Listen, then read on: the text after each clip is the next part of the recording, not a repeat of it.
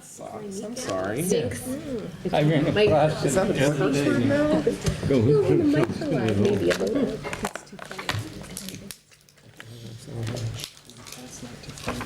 Thank you. That is unfortunate. Does that make sense? Yeah. Okay. No.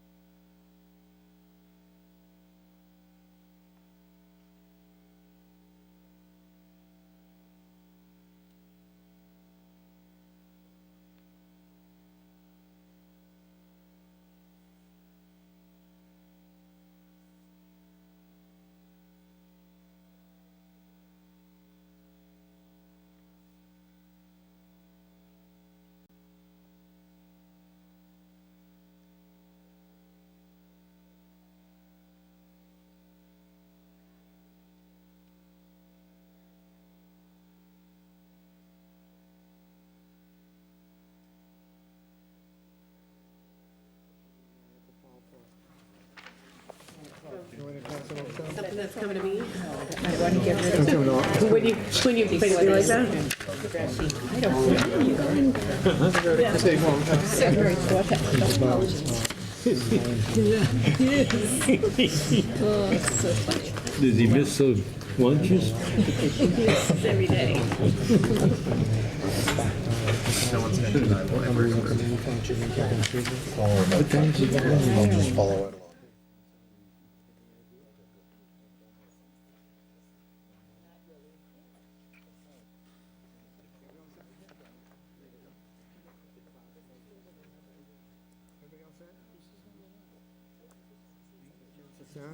There's one in Dedham and one in Quincy. I like it. Oh, yeah.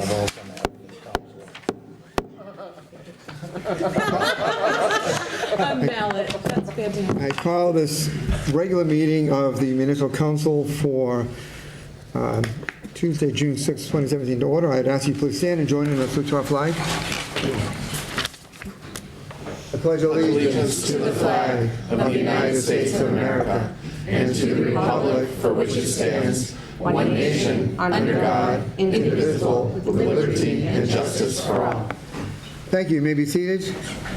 As you sit down, if you have a cell phone or similar electronic device, I would ask that you please mute it or turn it off, as it does interfere with our broadcast to other parts of the city. As we begin, it's interesting, June 6th, this was actually a very important date in history. There were a number of things that happened, but probably the one that's best known was 73 years ago today, was actually the Normandy invasion to begin the liberation of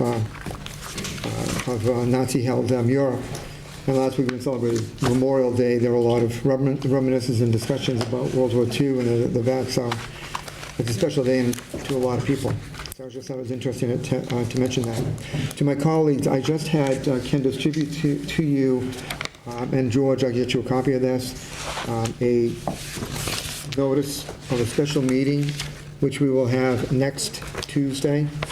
We have committee meetings that are scheduled, but the purpose of this is for an update on the roof project of the Attleboro Public Library. So I anticipate that we'll have members of the administration and perhaps some others here to talk about it. Those of you who braved a cold and wet day, one day last spring, to join Councilor Conti. I know I was up there. I think Councilor Hall and Delicia were there. I think Councilor Blair. Up on the roof of the library, there is some work that has to be done up there, and it's somewhat significant. So the administration will be appearing before us to give us an update on that project. I already mentioned Mr. Conti that this is an item that will be referred to his committee of capital improvements, because it does involve, it will involve some obviously work and expenditure of money, and it falls right into that head of that particular committee that he chairs. So we'll also have our committee meetings, and there might be things possible that need to be voted out. We may do the committee meetings and vote some stuff out ahead of time, and then have that. I'm not sure yet. We'll see how that plays out. And I got to check on availability of what time whoever's going to be presenting to us is actually going to be here. So that's what that. It's something that's just come up within the last couple of days. So I want you to be aware of it. I am going to hold, the minutes of the meeting of last time. And at this time, I am going to entertain a motion to suspend the rules. The reason being is that later we will be going into executive session. Plus, with the public hearings, if we need to take things out of order, we'll be able to do that. And we also have a reconsideration that we have to deal with tonight. So I'm going to, thank you. I'm going to entertain a motion to suspend the rules. Thank you, Mr. Denley, for the second. We'll have a roll call vote, and the vote will begin with Councilor Delicia. Mr. Delicio. Yes. Ms. Hall. Yes. Conti. Yes. Mrs. Parika. Yes. Vice President Denley. Yes. Ms. Hegney. Yes. Ms. Reynolds. Yes. Mr. Cooper. Yes. Ms. Jackson. Yes. Mr. Blair. Yes. President Cook. Yes. 11 yeas, 0 nays. The motion passes. We are now operating under suspended rules. First thing that I wanted to deal with while we're under suspended rules before we get to the public hearing, just to clear up a matter from last time, I'm going to ask Mr. Withers to read the notice for the reconsideration. May 31st, 2017. Stephen K. Withers, City Clerks, Clerk of the Council, 77 Park Street, Attleboro, Mass. 02703.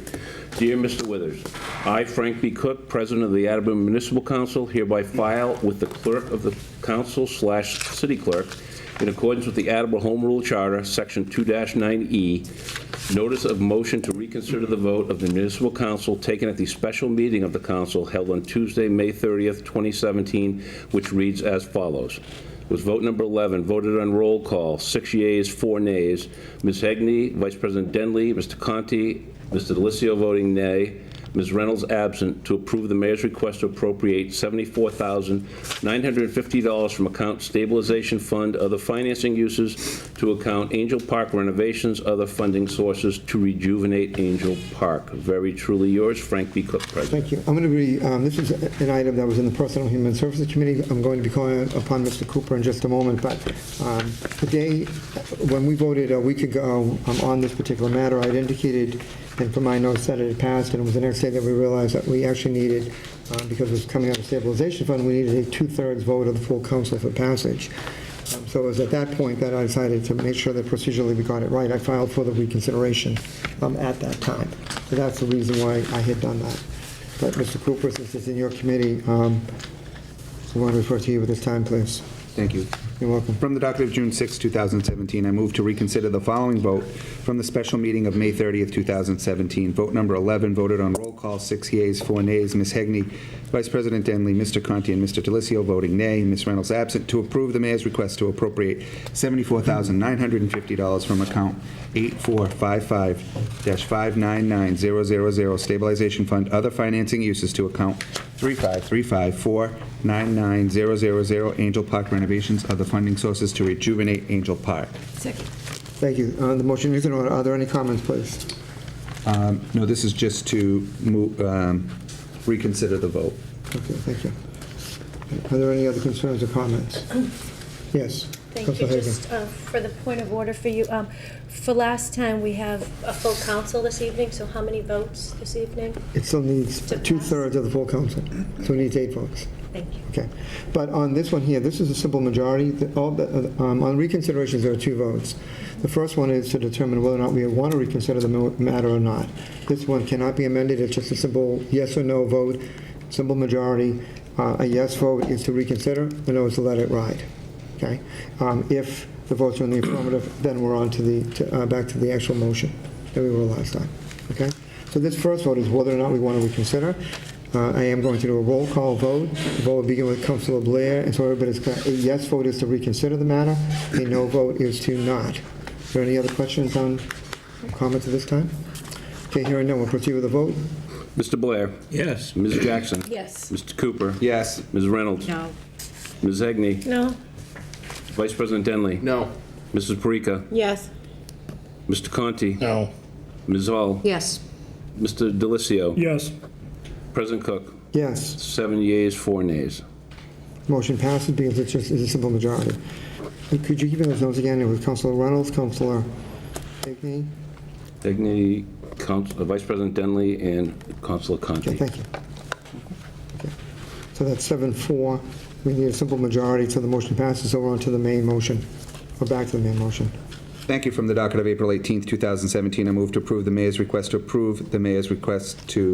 appropriate $74,950 from account 8455-599000 Stabilization Fund, other financing uses, to account 3535-499-000 Angel Park renovations, other funding sources to rejuvenate Angel Park. Second? Thank you. The motion is in order. Are there any comments, please? Yes, as you know, there was lots of discussion over the weeks since April 18th regarding the funding source. Last week, we had a discussion about the stabilization fund. I did ask Deb Gould to provide us an account of the stabilization fund back to 2014, so she provided fiscal year 14, 15, and actually 15, 16, and 17 to June 2nd. The balance as of June 2nd was $3,570,000, $247.94, so 3.5 million, almost 3.6 million in stabilization at that time. I also, just because I felt like I sort of needed to, I applied the blizzard, hurricane, and tornado test, and I really didn't see where we used what we were sort of cautioned about using to make these determinations, and more sort of emotion and what the right thing to do versus the litmus test. So all that said, the day after I did speak to the mayor, once, I got a few phone calls from the press, quite frankly, that we there was some question about whether the motion had passed or failed. The mayor contacted me, and he said quite adamantly that it had failed because it was from stabilization and needed 8 votes, and none of us caught that at that time. So I said to him that, and then he did share with me that Frank had filed the reconsideration, and shortly thereafter Frank called to tell me that he had also filed the reconsideration. And a day or so went by, the mayor called me again and said that he had 2 accounts that I'm going to ask to make an amendment to this motion to actually fund this instead of stabilization, but I wanted to give everyone the history on what happened and how we got to where we're at. So that said, I would entertain a motion, an amendment to this motion, Mr. President, and I'll read it from the beginning so Okay. there's no confusion. I move to approve the mayor's request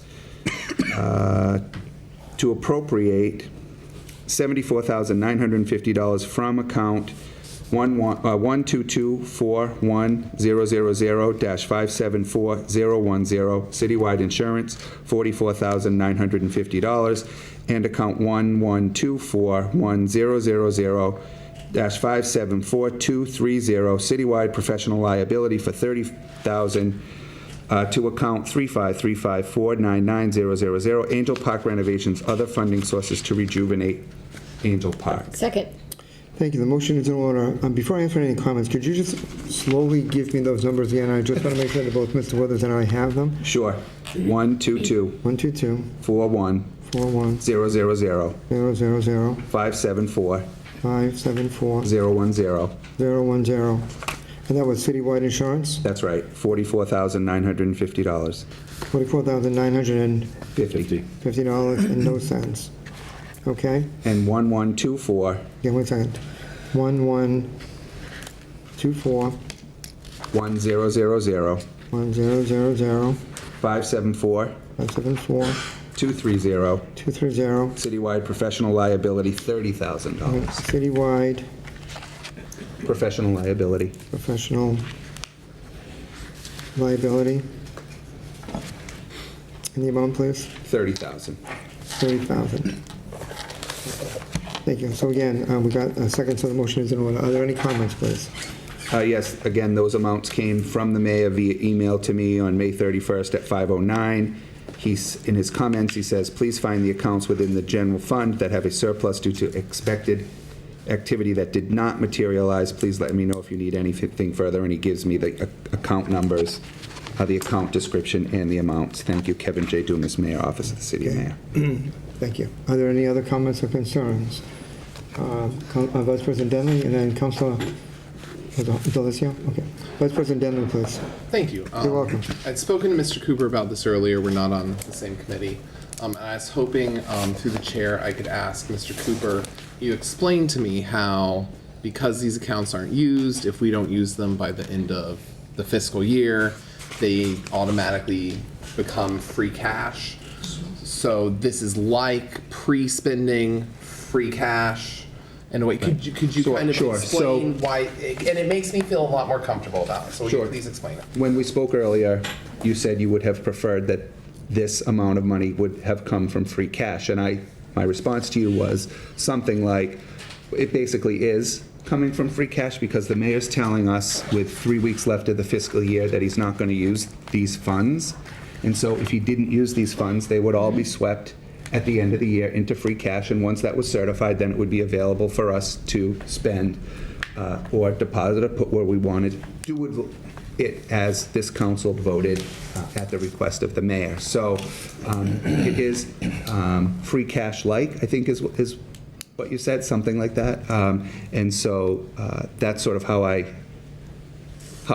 think we came to agreement on using these funds to fund the park. May I respond? Yes, you may.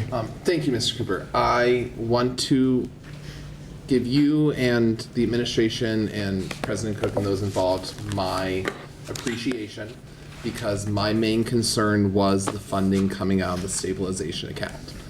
I am still not the biggest fan of this project in general, but having alleviated my major concerns, I will be supporting this tonight. Thank you. Thank you. Thank you. Councilor Delicio, please. Thank you, President Cook. You're welcome. I echo many of the same sentiments as Vice President Denley. Mr. Cooper, I appreciate the work of yourself, the administration, President Cook. I think to listen to us from when it originally came down at $298,000, we were all pretty outspoken against the funding source, and that was my biggest bone of contention. I spoke with several people, including the mayor, about my concern about that. My concerns aren't going to change around the stabilization fund. I think even though in the past we've seen similar projects come out of the stabilization fund, I think over the upcoming years, this council is going to have some very tough decisions as it relates to the stabilization fund. That being said, I've heard from various residents who are very much in support of this. My biggest concern was the funding source.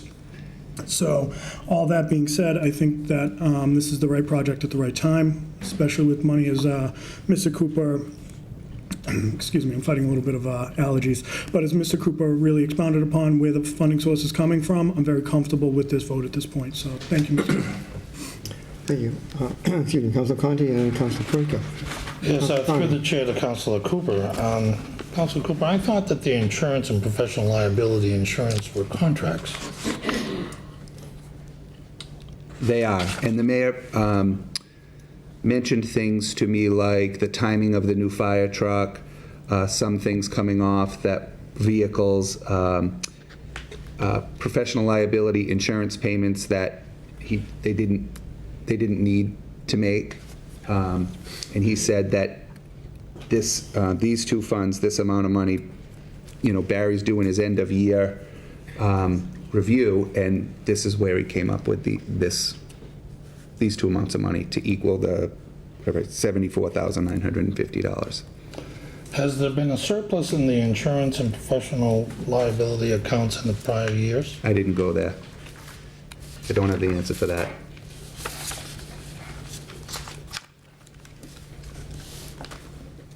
We can ask the budget chair to get us that question if you have that for a question for fiscal year 18, since we're basically sitting on it right now. So each time we buy a new piece of equipment, do we purchase a rider to go on an existing? I didn't go there. The mayor said he had the money. I said, thank you very much. It's not coming from the stabilization fund, which was everybody's issue. I can go back to him and ask him those questions. I can send an email to Shannon, who can ask questions about particulars about insurance, riders, binders.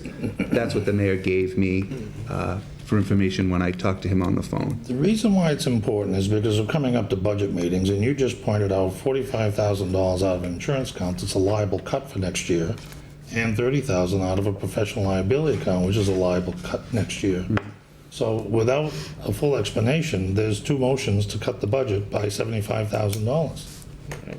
I think that's a reasonable, I think the answer to that question is, I think the question is not unreasonable at the budget hearings or through the budget chair, given the information that there's $75,000 in two accounts, that you would question the funding, we all would, question the funding for in fiscal 18, right? It's that in the 53rd pay week, right? I mean, those are three things off the top of my head that need some answers to. But it is the third week, 3 weeks left of the fiscal year, and this is what's left in those accounts that can be spent for this. Well, I'll tell you, I'm still uncomfortable, Mr. President. Last week, I pointed out the severity of draining funds out of the stabilization fund, and there were a bunch of, because I was talking off the top of my head, there were a bunch of things that I forgot to mention that I would have liked to mention now. That in addition to the man hours that are going to be detracted from these departments, city departments, to do the work on this park during the course of this summer, on all the things that normally done by those departments that won't be getting done because the man hours will be spent on Angel Park. I'm concerned about the additional cost of the maintenance of that park in coming years, because we're going to be planting trees and we're going to be adding to the cost and the burden of the forestry and parks department, who right now have an easy mow every week of grass and little other maintenance required there. And I question the timing of this. I think that I can't come up with a better reason of why the mayor is finding money to get this done other than the fact that it's an election year. I think the timing is very suspicious. This park has been in this state of repair for a very long time. And suddenly it seems to be a priority. And I don't see the priority. If there's $75,000 left over out of the insurance budget and the professional liability budget, then we have lots of places to spend that $75,000 right now, including a library roof. I don't think spending it to beautify a park at this time is a wise decision of this council. And that concludes my comments. Thank you. Councilor Perica and then Councilor, I'm going to go, I think it was Councilor Blair, Jackson, and then back to Mr. Cooper. So Councilor Perica. Thank you, President Cook. welcome. I will continue to support this. In contrast to what my fellow councilor was just saying, and I'm rarely one to support the current administration. I'm typically very critical. However, this has been a project that's been on the docket for more than 2 years. We've been trying to either get money. Twice we've applied for grant money at the state level. We've approved it twice to go for those grant funds. Unfortunately, we weren't approved for those grant funds. We as a council asked the administration to reduce the cost of this, of renovating this park. This isn't something new, it isn't a surprise. What I was grateful for is that the administration listened and went back to the drawing board and said, okay, we can cut this out, we can do this, we can rearrange this, and he did exactly what this council asked him to do. Go back to the drawing board, reduce the cost of this. I am grateful that though there were some challenges with regards to last week and how we had to reconsider and what the concerns were of the individuals that voted in opposition, that it's changed, that the funding source has changed. That was the biggest concern and so now we have these funds that, again, we have 3 weeks to use them, or it gets rolled over anyway. So let's utilize those funds, get it done. The individuals in that neighborhood I've spoken with, people have called me. I did get one piece of mail this week that said no funds for Angel Park, but that's the only person that's spoken to me and said no. Now that the administration has been going after this for 2 years, that we have reduced the cost at our request, the funding source has changed, there's no reason to not move forward with this project. I think, I'm typically one who is super conservative about these kinds of things and typically says no to these kinds of things. I voted in the affirmative the first 2 times it came around to put it through for $200,000 were our matching funds. 6. Was it originally 6? Okay. 615,000, excuse me. Please, thank you for that clarification, Councilor Cooper. It has come down from that to this. I couldn't be more happy to support it, and that concludes my comments. Thank you. Councilor Blair. Well, I echo Councilor Parika's comments, and I would only be going over those, Heather. This park has been neglected for as long as I can possibly remember. And I think it's a great project. Policing-wise, I've talked to Chief Hegney about it, and he says it's the greatest thing since sliced bread, these neighborhood parks. It helps with neighborhoods, it fights crime, and it creates neighborhood intervention. And I think it's a win situation, and I thank the administration for listening to the council and coming forth with a funding option that the money would go to free cash to start with, and that was a major concern with most of this council. So I will be wholeheartedly supporting this. Thank you. Councilor Jackson. Thank you And very Councilor much, President Cook. First of all, Councilor Parika, thank you very much, because you're right. On the state level, we did not, the very first time that Mr. Rajan, who went through a lot of time and effort, put a lot of time and effort into applying for these grants, at the House level, we just couldn't get our support. Attleboro doesn't have that kind of support right now at the House level. He applied for the grant, we didn't get it. Second time around, he applied again, went for it. It's a lot of work to put into it, Mr. Conti, just so you know. And we didn't get it again. We didn't get the support right there. It couldn't get through the House. So they came back and they figured out a way to kind of make this look better. Constituents complain to us all the time about how Attleboro looks. They say, oh, Attleboro looks so deploring, and why do we have this, and why don't we have that, or why do we have this, why don't we have that? I look at that, yes, as a little tiny island. It's in the ward that I represent. It's an island that, to me, I wouldn't look at it as a park, but it does have swing sets, so we clarify it as a park. So, Mr. Conti, they have always been having to mow there and take care of that, no matter how it looks, because that's just something that they do, recreation. The Recreation Department, Dennis Walsh, has been on board with the mayor all along with this. He wanted one swing set. That's all he said is, please, Mayor, put at least one swing set there for us. So he was asking for this as well as the mayor was looking at this to beautify this little section of Attleboro. And it's a little diamond section. And yes, we'll reach out to people to see who can help us and support it and maybe help maintain it in a way that they can, like as everybody adopts a different area of the city. But it's always been a park, and it's always been maintained by Recreation. It doesn't change anything. The only thing that changes is the price, and the price has significantly changed, and I'm so grateful that it has, because, yeah, to go from 600 to 300 to now, what is it, 74,000. 74,900. So, and to figure out a whole new way to come up with paying for this, because every department does it. At the end of the year, they have money left over, and they're like, heck, we're going to spend it because it's going to go into the entire city fund. So every department does this. And yes, if we're just awakening, or someone's just awakening to seeing that we're depleting from a different way than we're normal to, well, then next year we'll figure out a different way to make sure it doesn't happen again.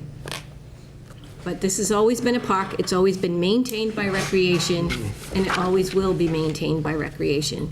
And the Recreation Department is all for this. Thank you. Councilor Cooper, and then Councilor Hagney, and then Councilor Reynolds. Thank you. I think my only comment is around maintenance, and thank you for the points, Councilor Jackson, on maintaining the park. We recently as last week, made a motion and voted to fix the tiles at the South Attleboro Pavilion. So we are spending money to repair and maintain the parks in the city. And I see this one has been neglected for a long time, and it needs to be rehabbed, and the time has come to get it there. And I think this is the opportunity to do it. And as Heather suggested, the administration did what we asked him to do: get the price down and get it out of stabilization. Thank you. Councilor Reynolds, Councilor Hagney, and then Councilor Reynolds. Thank you. I'm glad the Ward 4 councilor did speak. Thank you, Kate. I was against the reconsideration for that purpose, but I am going to support this motion. And as I spoke to the public safety, the police chief, the fire chief, Dennis Schwartz, different entities within the city, as a ward councilor, this wouldn't be something that would affect Ward 6 at all, but going forward in the future and in the past, I've had to bring out Tilderby Stone improvements over there. So as a ward councilor, I do understand the importance, and I am going to support this motion before us. Thank you. Councilor Reynolds. I don't have anything to say. Thank you. Are there any other concerns or comments, Councilor Hall? Just one comment. Wasn't one of the impetuses for this to happen at this point in time is because CBDG money that came back from another source that has to be spent in a particular period of time and has to be used for only particular things. I mean, I think that's really important, because in some essences, that's the baseline of why this is going to work. We're just adding a little bit more into that. But that was money that has to be spent, or it goes back to the state. And we don't want that money to go back to the state. So I think this is a perfect place to put it.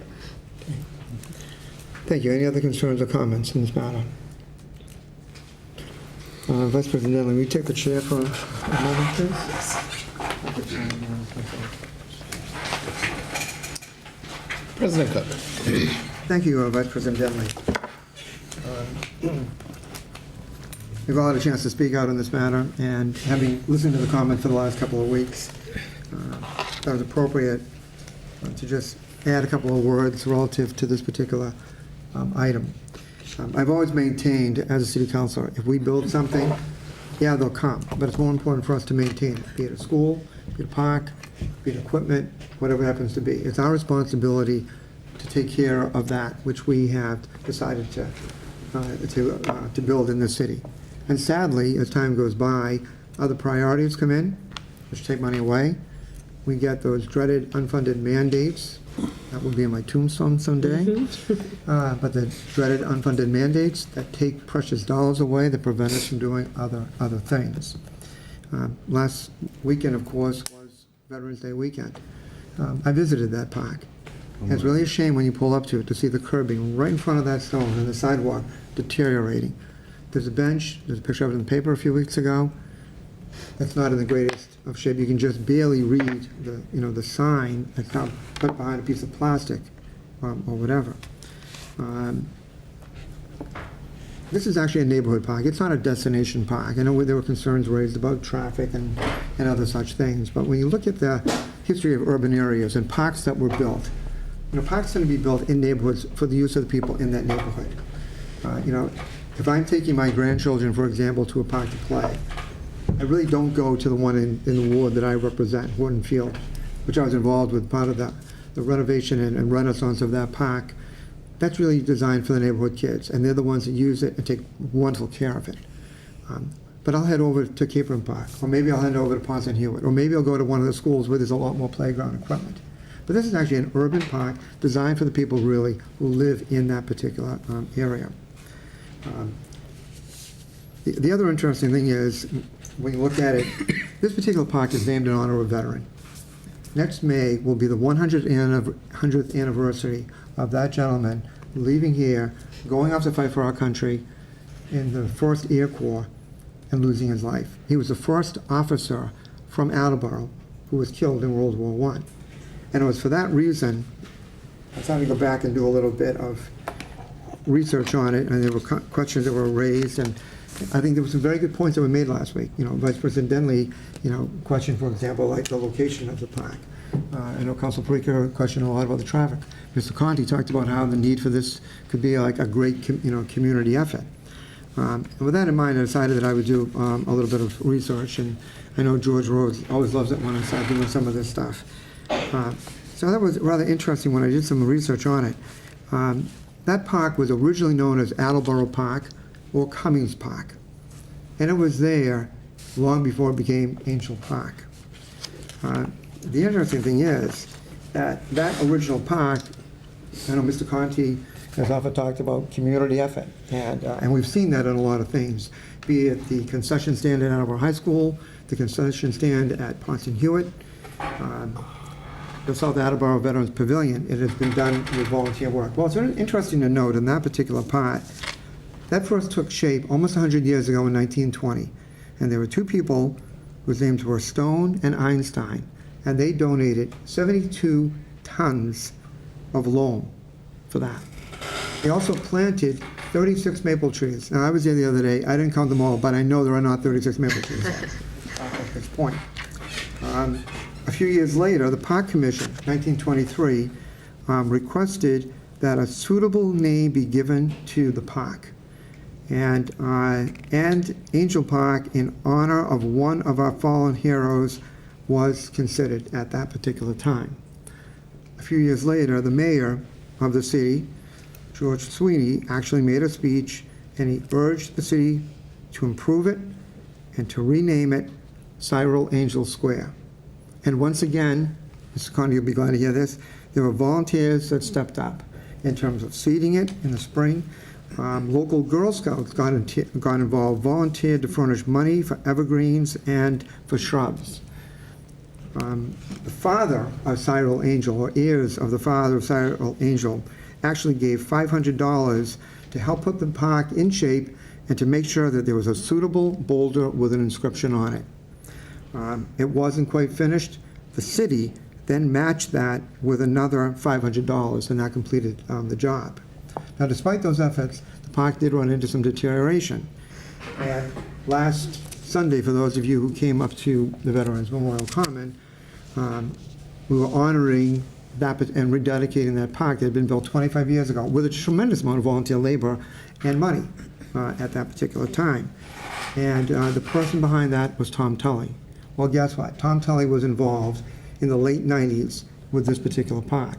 There was a descendant of Cyril Angel by the name of Tracy Guyot, if I mispronounced my name, I'm sorry, Guyot, off Torrey Street, right?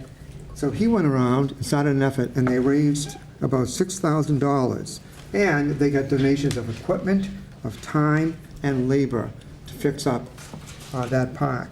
And that's why if you look at that stone that's on it now, it does mention 1925 and it mentions 1997. And that dates to that particular effort that was done.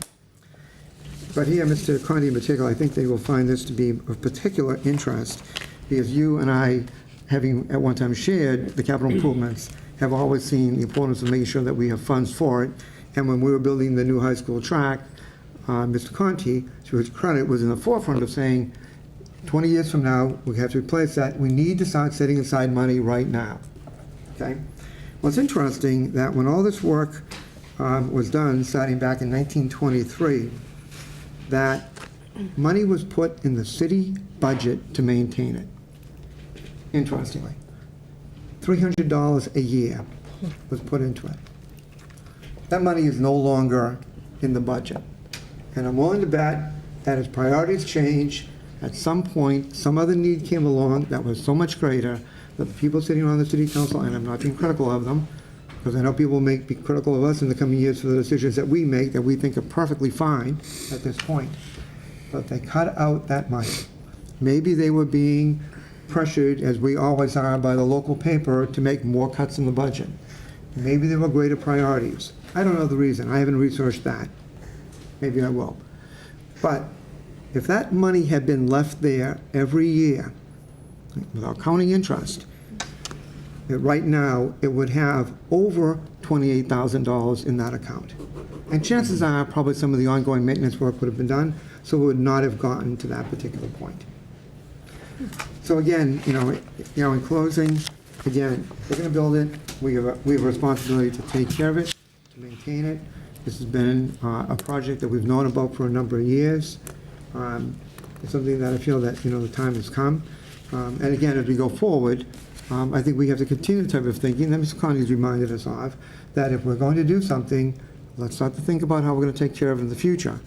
And along that line, as you know, I've been appointed the chair of the ad hoc committee on the Civil War monument. Part of our effort is not only to restore that now almost 110-year-old monument, but with the funds that we raised to set up a trust fund so that we'll be able to tap from that and take care of it so the monument will never get in that shape again. In the same way that Major Everett Horton, who was a benefactor, a veteran in the Civil War, his pictures are on display in the library, he was the one who donated the land on Kendall Field that's named after him, Horton Field. And several years ago, when I was a fairly new counselor here, and I was approached by some of the children with a petition because the playground was deteriorating and the equipment was falling apart and the city was taking it out, and they were concerned. And they, some of you may remember that, and they said, found out this plan did not take it up, but we're going to replace it. And doing a little bit of research, discovered, working with the treasurer, Ethel Sandbatch, that indeed, Mr. Horton had not only donated that field, and they set up that park, but he had created a trust fund to take care of that park. And that money hadn't been tapped in so many years, and it was at such a level that they were able to tap that money, and they were able to pay for every bit of that equipment out of that fund. The only labor that was involved was when the Parks Department went down to spread some loam. That was it. So that's the type of thing I think we need to do going forward with some of these parks. Somebody way back when had the right idea. We need to continue it. So those conclude my remarks. Thank you very much.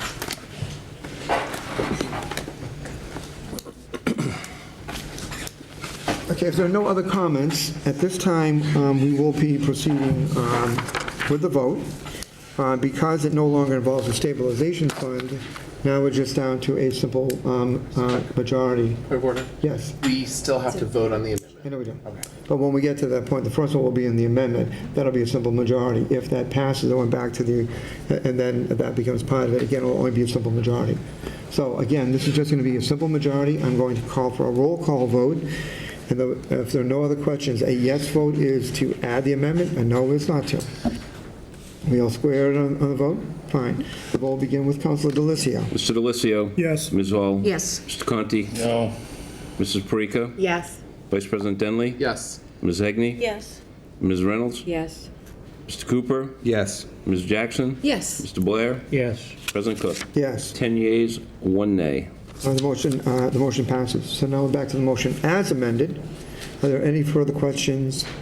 Wait a minute. Are there any further questions on that particular item? Okay. Does anybody need the motion read again? Okay. Hearing none, we will have a roll call vote against a simple majority. We will have a roll call vote, and the vote will begin with Councilor Blair. Mr. Blair? Yes. Ms. Jackson? Yes. Mr. Cooper? Yes. Ms. Reynolds? Yes. Ms. Egney? Yes. Vice President Denley? Yes. Mrs. Parika? Yes. Mr. Conti? No. Ms. Zoll? Yes.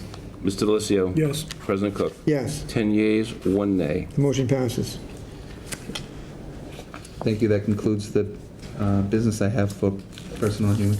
Oh, no. Yeah. Yeah. Personal and Human Services call for a committee meeting next week at the appropriate time. I'm trying to think of when. Thank you very much. So that does include, thank you for that matter, that does conclude the reconsideration matter. Believe it or not, that also takes care of the committee reports part for later this evening. We're now going to, we will now continue the public hearings. There are 2 public hearings scheduled for this evening. We'll have Mr. Withers read the notice for the first one in just a moment. I'm taking the shorter one first. On the public hearings, I am first going to ask for those in favor, then those in opposition, then those neither for nor against. We ask that you come to the podium, you give your name and address for the record, and that you address your remarks to the council as a collective body and not any one particular councilor. So again, I will first ask for those in favor, then those in opposition, and then those neither for nor against. So decide which of those 2 categories you fit into in order to make your remarks. So, Mr. Withers, if you read the notice for the first public hearing, please. Certainly. Public hearing to accept 4 streets as listed below. Downing Drive Extension, 1,712 feet. Stone Forest Lane, 410 feet, 12 inches. Fieldview Circle, 316 feet, 25 inches. Springdale Avenue Extension, 1,688 and 52 inches. All the streets have been reviewed and approved, and all performance guarantees have been released by the Planning Board subject to Mass General Law, Chapter 41, Subdivision Control Law, and its rules and regulations governing the subdivision of land as amended. Thank you. Is there anyone here to speak in favor? Anyone here to speak in favor? Again, this is involving the acceptance of 4 streets. Is there anyone here to speak in opposition? Anyone to speak in opposition? Is there anyone here to speak neither for nor against? Anyone to speak neither for nor against? Hearing none. Councilor Hall, do you see any need to keep this public hearing open? No, I see no need to keep this public Nor hearing. do I. Thank you. Close it, please. Okay, so I'm going to declare that public hearing closed. We'll go into a reading of the second and last public hearing scheduled for this evening. Public hearing relative to the request for a special permit from the Municipal Council from BCWC, Inc. to operate a registered marijuana dispensary at property located at 34 Extension Street in Attleboro. And this is a continued public hearing from the meeting held on May 2nd, 2017. Thank you. So again, is anyone here to speak in favor of this application? Again, we need your name and address for the record, please. Good evening, I'm John Kenyon. My address is 223 Orchard Woods Drive, Saunderstown, Rhode Island. Thank you, Council President Cook, council members, for giving us the opportunity to present tonight. I'm one of the directors of BCWC, Inc., which is a Massachusetts nonprofit corporation. We are here tonight on the continued public hearing for our request for a special permit to operate a registered marijuana dispensary at property located at 34 Extension Street. We filed an amended application along with an amended narrative that contains exhibits, which we're going to refer to during the public hearing tonight. With the council's permission, what we were planning on doing was having a preview from Dupree Engineering go over the site plan, and then having members of our organization all get up, introduce themselves, give some background, professional background on themselves, and then we're going to have Derek Ross, who's the president and CEO, kind of go over our day-to-day operations. Zach Allen is going to go over seed to sale, tracking, and then Ted Grillo is going to go over our security plan. If I could have Eric Prevey come up from Dupree Engineering, if you can just introduce yourself and go over the site plan. Before you introduce yourself, I did want to mention for the record that I've requested our city solicitor, Lauren Galvin, who's sitting here in the front row, to attend tonight. She's here more just in case we have questions as councils regarding procedure or any other related matters along that line. So I just wanted to let you know of that also, and also to welcome the city solicitor. Okay. So thank you. Is this placement okay? I mean, I'm assuming there are people that are Yeah, interested. the cameras are in the corners as well as up there, so Yeah. I believe we all have a copy of that anyways. Okay. I mean, I know we did receive it. Because there may be some interested people, so. That's the existing condition plan, and that's in your narrative marked as Exhibit 5. Right, yeah, at this point, I do want to point out just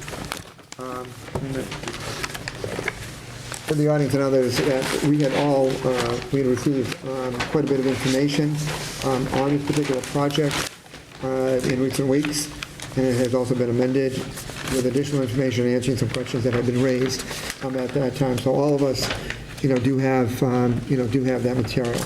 I think if the cable, I will ask the cable operator if it's, Peter, you want to ask the cable operator if he can pick that up from there? Could you ask the cable operator if he's able to pick that up? Is that all right? Okay, good. All right, thank you. But that way we are being broadcast and streamed live at this time.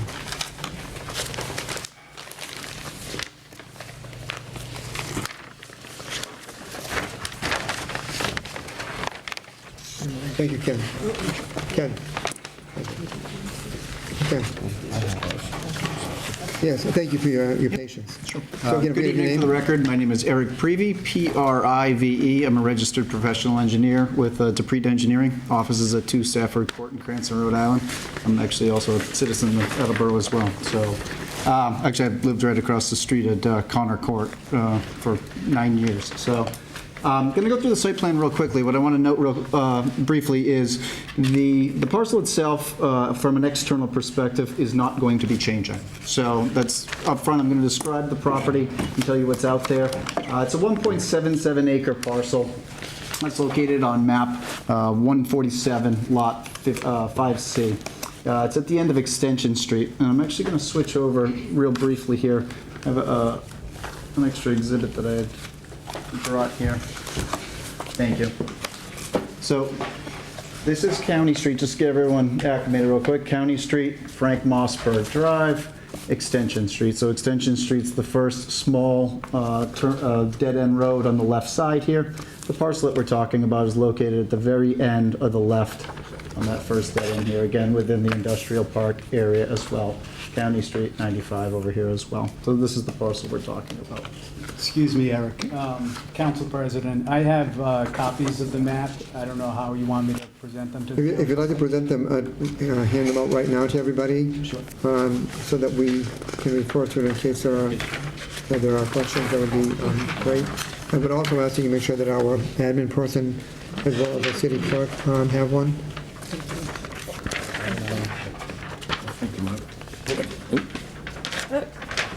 Okay, we're all set.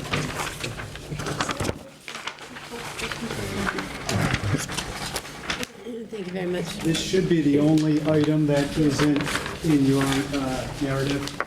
Okay, thank you.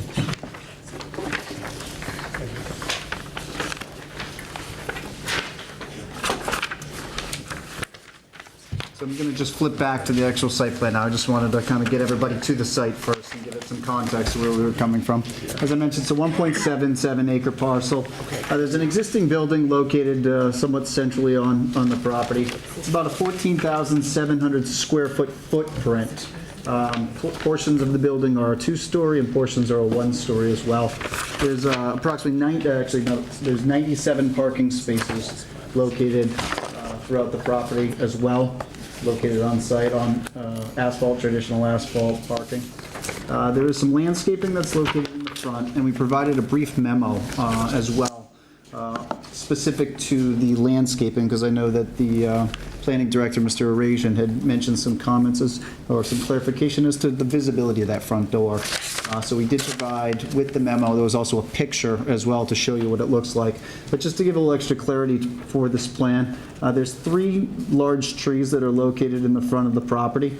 They're all deciduous trees, and there's a 16-inch oak, another 16-inch oak, and a 30-inch oak. and they're all limbed up to about 15 to 20 feet high, so you can see clear through it, clear through as well. There's some small, low-lying mulch beds that are located in the front as well, all very low vegetation as well. So the picture that I provided in that memo gives a nice view to be able to see what it looks like from Extension. Extension Street itself, as like a lot of industrial roads, quite wide. Extension itself is 29.5 feet wide, has a bituminous curb on the side. As you get to Frank Mossberg is very wide. It's about 37 feet wide, typical of industrial parks as well. As part of our analysis when we went through this as well, we did not just the landscaping, but also we did an assessment for traffic and for safe stopping site distances. So I'm just going to zoom back out to this one because it gives a better context of all the connecting streets real quickly here. So starting here, we looked at the main connector because you would be coming from County Street in general. The visibility of exiting from County Street, there's borderline limitless sight distance in both directions. Frank McKay has an interesting bend over there if you were on McKay, but the primary traffic would be coming right from Frank Mossberg. More than adequate safe stopping sight distance in both directions. As you come down to the next intersection, if you were leaving the facility, it would be Extension, where you would be coming out Extension at Frank Mossberg, and more than adequate safe stopping sight distances as well. We provided some photos of what each of those intersections is like. Pretty common as I mentioned, an industrial, very wide, have to accommodate for large trucks. So from a vehicle perspective and from safe passage, more than adequate to be able to, for this use as well. Those were the main items that we had taken a look at. As I mentioned, there's nothing on the exterior that would be changing. The building itself would be remaining as. We have not proposed any changes to the landscaping in the front or the parking and such. So there'll be some discussions as to the internal changes, but specifically from a site plan perspective, wanted to kind of give you the background on it. There is a wetland that is located actually in the southwestern portion over here. And then there's a stream, a small ditch that's located here as well. The only other item that I wanted to actually touch upon was the point of this whole exhibit here was one of the criteria is for setback distances to the different uses. So we provided with this map the 100-foot setback, the 100-foot radius, then the 500-foot radius, and the 1,000-foot radius. So what we wanted to do is impose on this is the city zoning map. You can see that it obviously, it's with the GIS, it comes up close in areas, but you can tell where it's supposed to be. So the actual property lines are here. The zoning map shows it a little bit off, not uncommon of similar, so you can see there's a slight difference there. So the 100-foot from the building, the existing building itself is 107 feet off of the property line. The property line is also the designation difference between the industrial zone and the residential zone. The residential zone is Stony Lea Country Club, so kind of a different type of residential, not pure residential, but a private golf course. So that does provide the greater than 100-foot separation to a residential zone. And then the 500 and the 1,000, I'm not aware of any daycares or such that are within the industrial park. So you can see that the 1,000-foot radius stays completely, doesn't even reach to County Street. It stays completely within the industrial park area, and then on the Stony Lea side as well. I guess the nearest daycare that I would have is no longer the daycare. That's right down the street on County Street. I think it's switched over to CPA or some other business. So, but that used to be a daycare, but that would be it. And Eric, a point of the photograph that you provided along with the landscaping, the planning director had noted that one of the requirements is that you be able to see the front door from the street, correct? Yes. And from the photograph, does that show there's no problem even with the landscaping, seeing that? Correct, yeah. No, there's, as I mentioned, it's all the trees that are there, they're limbed up to 20 feet, and then the rest of the vegetation's low. As I mentioned, there was a memo that was provided, and we put a picture right in there to show you what it looks like from Extension Street. Highly visible to see right to the front door there. President. Yes, as I said, does anybody have any questions for the engineer? I'm going to start with Councilor Delicio, and then Councilor Cooper and Councilor Blair. Councilor Delicio, please. Thank you. Thank you all for coming out. So section 17-10.15D, number 1F, it talks about any registered marijuana dispensary needs to be at least 500 feet away from any public park, recreational area, or facility in which children commonly congregate. And when we look at this map, it illustrates that it actually abuts Stony Lee. I guess that would be a concern of mine when we're looking at this, that the ordinance says we have to be 500 feet away from any public park, recreational area, facility in which children commonly congregate. And we can get caught up in semantics of what congregate might mean, but I was just wondering, did that play into any effect? Because I also know that some of the parking spaces were actually donated by the current, not donated, but Stony Lee had allowed the current owner to put some parking spaces on there. I'm just kind of curious as to what kind of conversations you had around that. So specifically to the parking, the 97 spaces, even just within the property, there's more than enough for the required use. So there's, I believe, there's 75, give or take, on the site as well. So for the use, regardless of these additional ones, it's still completely contained on the site for what the use needs as well. As far as the residential use nearby, I mean, it's not a public park, it is a private country course, country club. Point of order, it's not about it being public, it's Gotcha. about it being a recreational area where children commonly congregate. And I think that you're seeing a lot of middle schoolers and young high schoolers that are golfing now. So I'm just curious as to what the impact of that would have on this proposal. If the city was to determine that it did fall into one of those categories, then obviously it would be an issue. Our feeling is that it doesn't fall into one of those categories, and the reason being, when the city enacted this zoning ordinance amendment, you allowed it in 2 zoning districts, and one of them being this zoning district. And if you look at that map, Eric, the other one, almost every property in that zoning district would be within 1,000 feet of the golf course. So in effect, you would have created a use and put it in a zone that you actually couldn't ever put it in there. So it was our feeling that that wouldn't fall under one of those categories. It would only have to be 500 from the golf course, not the 1,000. But even then, it would still take up a lot of those properties. Legal question. Okay, thank you. Is it Delicio done? All right. Councilor Blair, then I'll come back to Councilor. Did I say Hall next, or did I say Blair? Okay, Mr. Hall, then Mr. Blair, and then Mr. Conti. Mr. Blair? That, just for your information, that is not a private country club.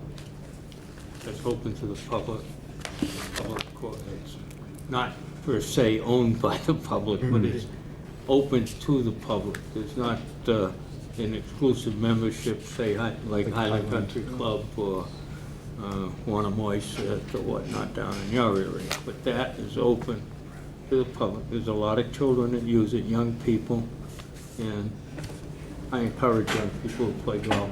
I believe that Mr. Previous point was that it was privately owned. It wasn't owned by the city. No, it's not, but it is open to the public. That's public recreation. But ability for public recreation. Okay, Councilor Hall? Yes, one of the things that we spoke about, that I sent the memo earlier, I think this is going to come down to a legal question definitionally. So the solicitor is here. She doesn't probably have to address it now, but that question has been asked, and I believe that will be a legal determination. One thing Mr. Arasian did mention to me today is that when we did our ordinance, we would have, should have, woulda, coulda, shoulda, taken all this into account, and because we zoned it that way in our ordinance, that this would be sort of something difficult to, we'd have to get a definite decision from the legal on that, because again, we did the zoning, we did the ordinance based on these facts, so I think that's one of the things. So I guess my comment on this is that I get the question, and we probably need to get an answer from our legal person and in conjunction with Mr. Arasian. Right, and I don't think that's necessarily something that we need tonight, but going forward, we do. Again, I want to also point out to the applicant that the development of this ordinance did take quite a bit of time. It wasn't just something that was done overnight. There was a lot of time that was put into it, so a lot of consideration. But again, I've always maintained ordinances are written on paper, not stone, because of the very fact that other things sometimes come to light. Let's see. Councilor Cooper, did you have a question? Or? No, they answered. Okay, so it's Councilor Conti and then Vice President Denley. Councilor Conti, please. So I guess mine is a question of technicality. Understanding Councilor Delicio's concerns and seeing the way we labored over writing our ordinance, you're falling within 500 feet of a public recreation area. My question is, would you be allowed to apply for a variance to this board to be allowed to put this within 500 feet of that public park? Being that the ordinance is specific, would there be a mechanism to allow you to get relief from the ordinance due to the fact that the park itself is small and that the ordinance is stringent? Well, I believe if the city solicitor was to determine that it was public recreation, then she would also have to determine if we can obtain relief in order to cite it at this location. Excellent, thank you. Okay, thank you. Vice President Denley. Yeah, I just wanted to give a little input, which might help Ms. Galvin. I was actually chairman of the ordinance committee when we wrote this, so I helped author it. And you can look back in minutes, we hashed it out in the annex room, but the intention of, in my opinion, the primary authors of the bill was that it's not a publicly owned park. I do not have concerns that the park is open to the public. My concern is that it's not near Briggs Playground or a school or, any place like that, like an actual public park that's owned by a city or a state. So in authoring and in helping to author that ordinance, because I did have help from Mr. Arasian and Mr. Jacoby and many other people, the intention of the author was not that it be open to the public, but that it not be near a park that is owned publicly. So just wanted to make that clear. Okay, any other questions at this time? Okay, thank you.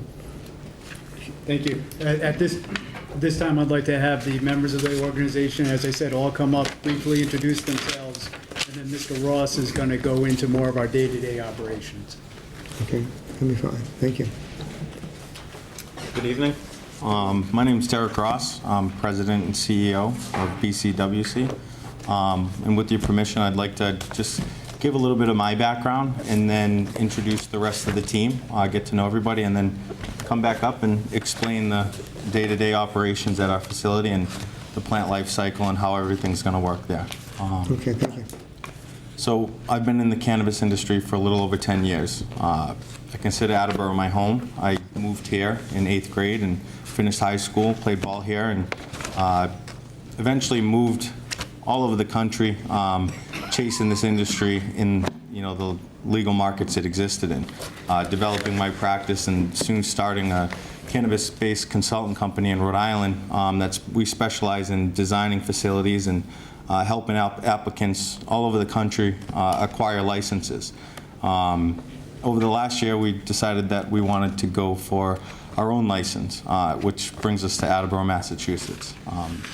And in between all of that, I've worked with, help developing Rhode Island's legislation, defending caregivers and patients within the state. I've worked with the Governor's Council at developing different ordinances and, different pieces of legislation to help perfect, a gray area that's existed for so many years. In Massachusetts, we decided to come to Attleboro because, this is my hometown, and we're excited to do business with the city. And looking forward to, navigating through these roads. Thank you. Mr. President, Yes, Councilor Carney. I have a question for Mr. Ross. Mr. Ross, if you come back to the podium, please. Mr. Ross, I read the Fall River host agreement and the Fall River contract with the city of Fall River with a firm named Conitec, and you signed that document as the CEO. Sure. Are you still the CEO of Nope. Conitec? No, I started that company, founded it, appointed all the board of directors. I did the full application, guided them through the entire process, designed a 40,000 square foot state-of-the-art facility, and then walked away from it. It was just a bad partnership, a bad team. I didn't want to dedicate my life's work to that organization. I've since handpicked some of the best industry professionals I know to come to this city, and they're here with me today, and I'm excited to do business with these gentlemen long-term. So to answer that question, no, I'm not on, although it's my name trademarked, hopefully someday that will change. I am no longer a part of that organization. I've walked away. So, Mr. Ross, as you go forward, the Commonwealth of Massachusetts has a panel in Boston that vet the applicants. You obviously are confident that your prior history with Canatech and your current history with BCWC is not going to be a conflict with that board. No, sir. I've been through the vigorous vetting process of the Department of Health, the background checks, the CSI. It's a private company that does a more in-depth background check, and I've gone through the whole process. In Rhode Island, my partners here have done the same thing in that state, and if I was still a part of that company, I'm allowed to be attached to 3 separate individual licenses. So I would still be in compliance, but I'm no longer a part of that organization. So when you developed Fall River, you were working with a new building that you would build building Sure. from scratch, and this building is an existing building that you're going to convert to the use. Yep. And has this been done in the past where you are drawing an example of another firm that decided to convert a building rather than build new? Yeah, what's attractive with this building, unlike a lot of buildings, and the primary reason we built a brand new building was to perfect it. And this building was a jewelry manufacturing building, and it has secured safes with walk-in capabilities. It's built to protect what's inside. The security, the layout, the functionality, everything's perfect. It's one of the best buildings I've ever walked through when designing, and I've designed a lot of these over the last 10 years. And that was attractive to us because the shell was there. So generally, applicants and clients of mine have to essentially build a building inside of a building, and we won't have to do that. We'll just have to rehab and seal it properly, and it'll be an easier transition than building a brand new building, but not as hard as having to build a building inside of a building, which is what we generally have to do to control odor mitigation and security protocols. So in reading the first generation of the Attleboro host agreement and the proposal, the first proposal and now the second proposal and for Attleboro, the forecast numbers for the business are exactly the same as Fall River. Can you explain why they're exactly the same? Generally, it's just an opening host agreement. It's something that we're going to work back and forth with the city on, and hopefully come to terms and basically try to figure out something that's going to be best for both of us. So in the forecasting, it's fiction? No, it's just a starting point. Is there any evidence that you have in your history that would point to what the actual dollar volume will be for this company? If I just may clarify, I think, Mr. Ross, the doesn't fully understand the question. I believe you're asking, in our submission, there were forecasted sales numbers. Correct. And you're saying that they were similar to the ones that were Identical submitted to Fall River, correct. And, Mr. Ross, maybe you explain that the market area is similar? They are similar, but our facility size isn't the same as the 40,000 square foot facility I designed in Fall River, but they're close. The projections in this industry are hard to come by because this market isn't necessarily here. So they are all projections, and we base them on the growth rate of the patient population as it grows every year, and we base it on population and the density of the area as well. And then factoring in how many other licenses are within our reach are factored in as well. And with the population of Fall River and the population of Attleboro being similar, the numbers are somewhat alike. But there are multiple licenses that are going to be lighting up in the city of Fall River, and the city of Attleboro only has none yet, and will hopefully have one. Thank you, Mr. President. Oh, thank you. Let's see, it's going to be Councilor Jackson, then Councilor Cooper, and then Councilor Hall. Councilor Jackson. Thank you. You're welcome. President Cook. So, Mr. Ross, your involvement with the Fall River facility, that they're not open yet, though, correct? Nope, Okay, so you designed it, I designed it, yes. Yep. but you're no longer involved with it at all? Nope. Because I know it's still like a shell of a building, still they haven't finished. Sure. There were hundreds of hours on my side of the table designing every square inch of these really sophisticated facilities, and then hundreds of hours with the architects and engineers designing a new building rather than rehabbing an old building.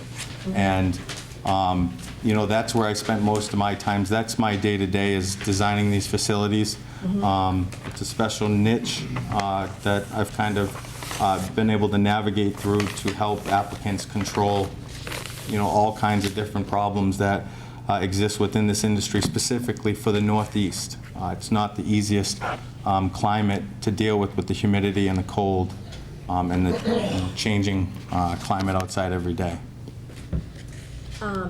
So they became vetted with the state of Massachusetts. Yep. Their company did. But you weren't involved in that at that time, though, once they Oh, I became was. vetted. Yep, I went, so there's generally 3 phases, the bulk of the phases.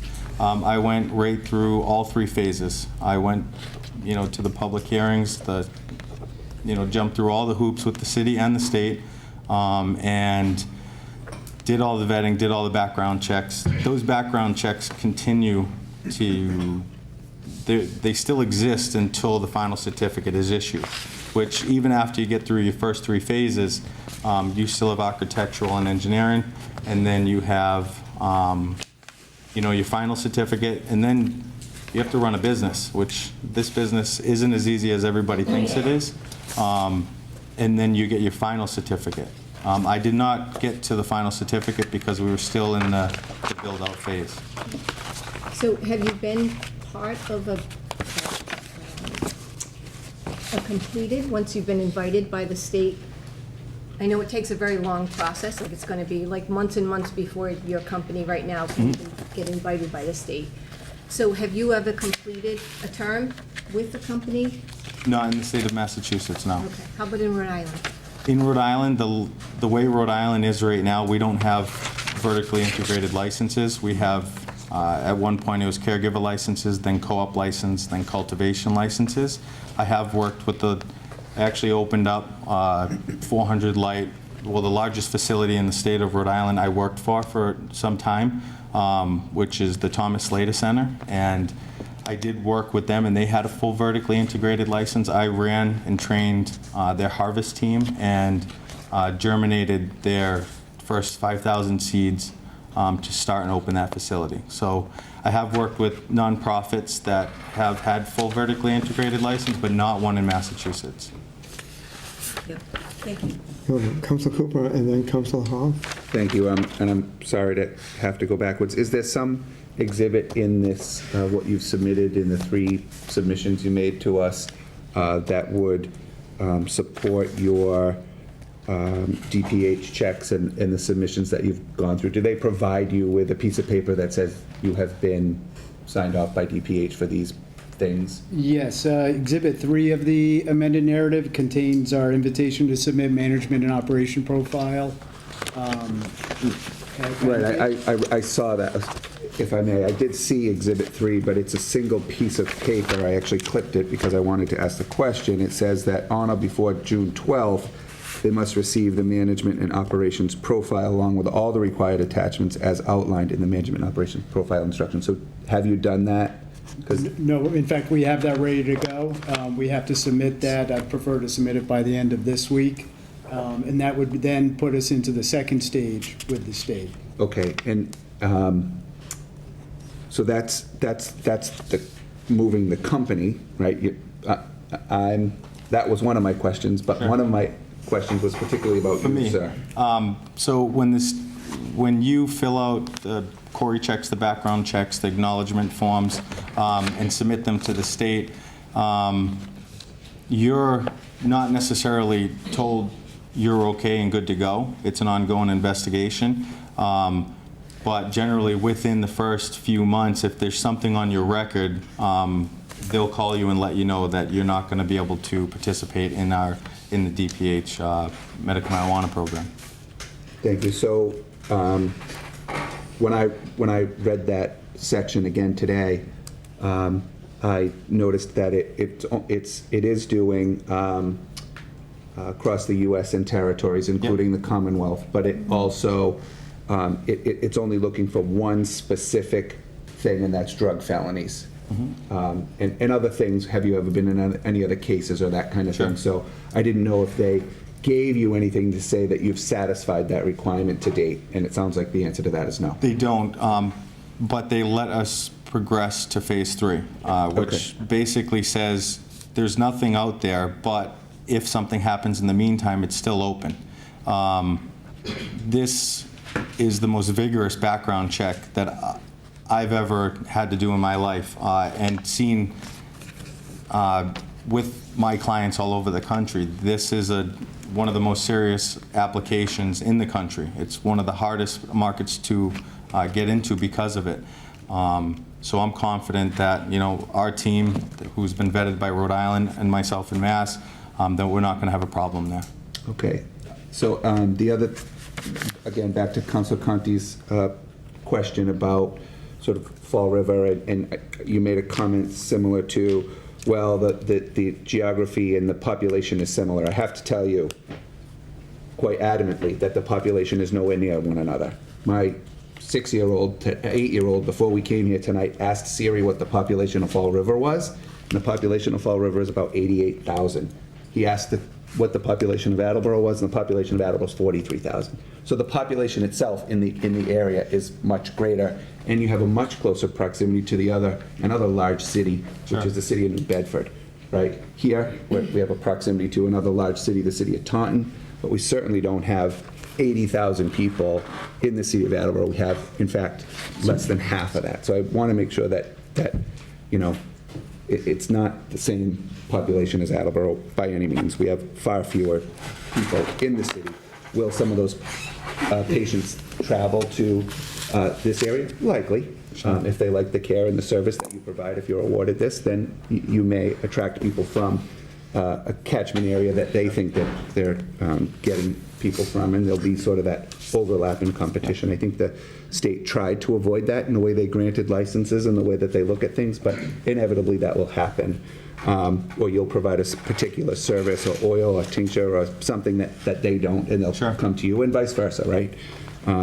The other thing I want to that also caught my attention, thank you, Councilor Conti, for bringing it up, was the revenue projections, which I think is what Councilor Conti was getting at, was identical, and which made me ask Jeremiah to ask Siri what the population of Fall River was, because I sort of wanted to understand how. I was also conflicted with how is the revenue 3.4 million in a city of 80,000 and 3.4 million in a city of 43,000? How can it be to the dollar exactly the same in a very similar, if not same? I'm sorry, the same?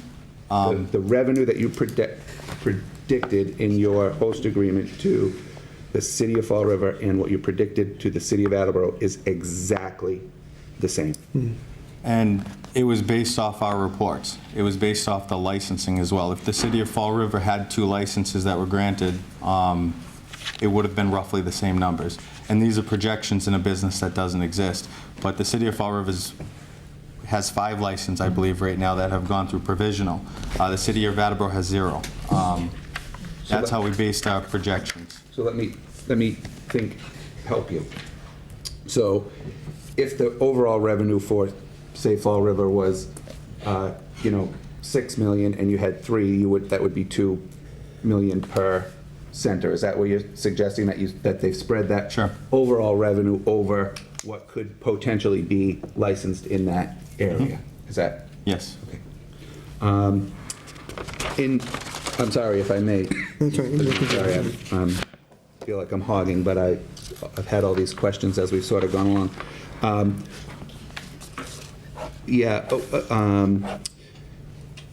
You mentioned the Thomas Slater Center in Rhode Island, and you may not be aware, but we did receive a letter from the CEO of that facility dated May 31st that you may want to take a look at, because what you said and what he said are in direct conflict with one another. So I'm not asking you to answer it tonight. I can. All my work was done under my consultant company, Canatech, of which I own 100% of. Every check written from them to me was to Canatech. So essentially, I am Canatech. So when I say Derek Ross did the revenue that I did with them or the work that I did with them, I technically didn't, but Canatech did. But I am Canatech. Okay. So I think they sent that same letter to the DPH, and the DPH kicked it back after I provided them with, I think, $300,000 worth of receipts and different checks and payroll checks as well to Derek Ross. So that's a low blow there. I don't maybe necessarily disagree with you because it's not CC'd to anybody, but in fairness to you, you need to know I appreciate that. This letter was received by every member of this council, and it's in direct conflict with what you say you did for that organization here tonight. What they say are in conflict with one another. So, I appreciate that. Thank you. There's some explaining that you may need to do. Absolutely. Going forward, and that concludes my comments for now. Thank you. Thank you. Council Holmes. Yes, I just wanted to make a comment in reference to the revenue, where the numbers come from, and I looked at 15 different businesses, and I called almost every one of them and looked at every one of their host agreements that was available and everything that was in the newspaper about them. And as you know, this is my pile of research, okay? Number one, there is an extremely stringent process that the state will go through to vet these people. I can tell you that right now. They will look at their financials, they will look at their background, they will look at everything. The other thing is, it was the numbers of revenue.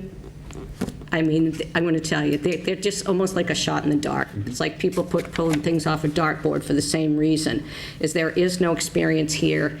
I don't know if you could address like what kind of formula you use to do that. Maybe there's a formula that you apply. Yeah, but yeah, I mean, I couldn't find any consistency anywhere.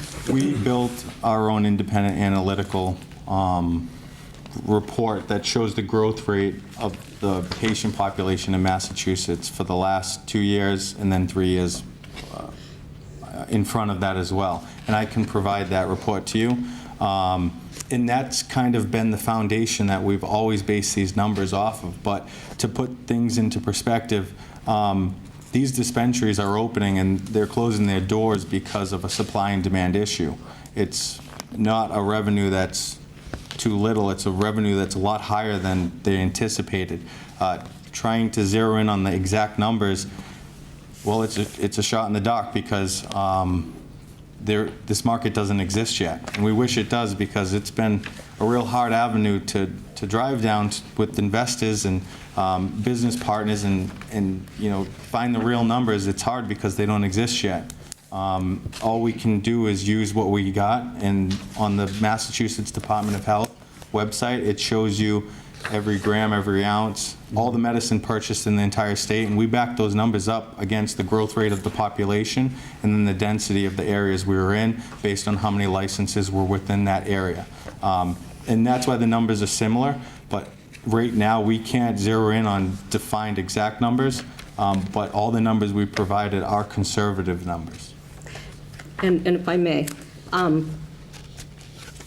every one of these host agreements also, I mean, all over the board, depending on, you know, what kind of business they do and how they do them. But I did look at the 15, just so you know, and I put them in a matrix, and I compared them, all right, to what we had in our host agreement based on our, you know, let's just give them the revenue is what it is, and to make sure that we were either comparable or better, or, you know, struck up some kind of deal that was reasonable for this area. So I did look at all of those, all of that information, and on, like I said, 15 different host agreements, 15 different businesses, and called. I'm just going to give you a for instance out there, just as a gee whiz. I called Plymouth. Plymouth has a huge cultivation factory, and their permitting is by right. I don't even think their selectmen even knew. They may not even know it's there now, but it's by right. And so every one of these places is different. I have people, there are some places where there's limited amount. You can have 2 of these and 2 of these, where different cities and towns partnered up to ensure that they didn't have an extra number of, like, so for instance, I'll give you Taunton has a dispensary, but they're going to cultivate the product in Holbrook, and they partnered up to do that. So very interesting things that came down. I did want to mention before also that I know there was some question that Councilor Cooper and I were talking about in terms of the square footage, and I know some other people had some questions about that on the square footage. And just to let you know that Mr. Rajan has asked the applicants for a sort of itemized list so he can look at every component within that square footage to ensure that the square footage is in the area that it's supposed to be. So I just wanted to mention that also, just before that came up as a concern, so. Thank you. Any other questions for Mr. Ross at this time? Good questions. I had one question for you.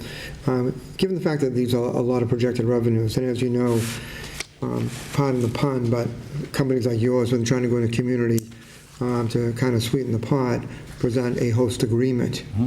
Those host agreements that we will be looking at here are guaranteeing a certain amount of things that are going to be done, including income.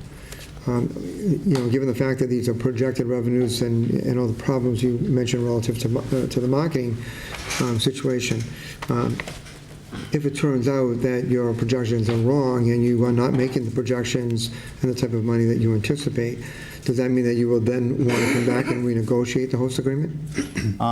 No, our host agreement is final. The numbers that are set in stone and are going to be given to the city every year, those aren't going to budge no matter what. The only thing that could budge up and down, we're anticipating it to go much higher than what it is the 4.5% of revenue, the sales revenue. As I said before, those are conservative numbers. We know we can get to the numbers that we've presented. Other dispensaries operating in the state of Mass right now are dwarfing those numbers as a dispensary. We've just gone with the method of undersell, over deliver. No matter what, the terms that we come to are set in stone, and they won't move. Okay, thank you. Councilor Denley, then Councilor Hall. Yeah, once again to Ms. Galvin, because I know you'll be calling some of the balls and the strikes. As I recall, when writing the ordinance, the square footage was specifically meant for retail space. And I've heard the same concerns my fellow councilors have heard. And what that takes into account is kitchens and bathrooms and mop sinks. And I don't believe the intention of the ordinance was to include those in the retail space. So as one of the authors of the ordinance, I do not see that as a concern. I see the retail space meeting the square footage requirements. I was speaking to the city planner about... Do you want to come up to the podium, please? That way we'll have the microphone.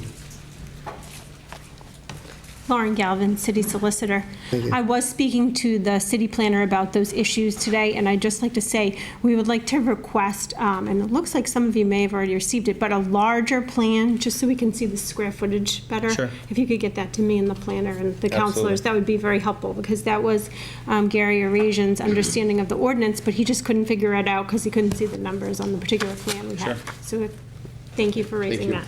Okay, Councilor Hall? Yeah, and just so you know, Mr. Arasian did mention to me, as I spoke to him, that he really hadn't had an opportunity to relook at the application, the responses back thoroughly, and so he maybe did not see that map yet. So it is in the, I understand it is in his application now, and he will have that. Right, just for clarification, it might have confused him because Exhibit 10 is the reduced-sized copy of the floor plans, and Exhibit 11 is the full size. Right. He just admitted that he hadn't really had a chance to look very thoroughly at it. The other thing I did want to mention now, since you did bring up the host agreement, is we did renegotiate, and I want to thank Mr. Conti. I asked for input from the council about 3 weeks ago, and Mr. Conti did send some information in reference to support for the police, and graciously, we were able to renegotiate that and had targeted some money specifically for public safety. Okay, so that's something that will be in a plus in addition to what was originally in the host agreement. So that's one thing that will be in there, along with the other percentages. So I did want to just bring that up, because we are going to talk about safety, and I did want to mention to everybody that myself, the city solicitor, I consulted with the police chief, and Mr. Arasian worked very hard on a new host agreement. We did take the considerations of the council member that brought that, and did come up with a new host agreement that I think was very reasonable.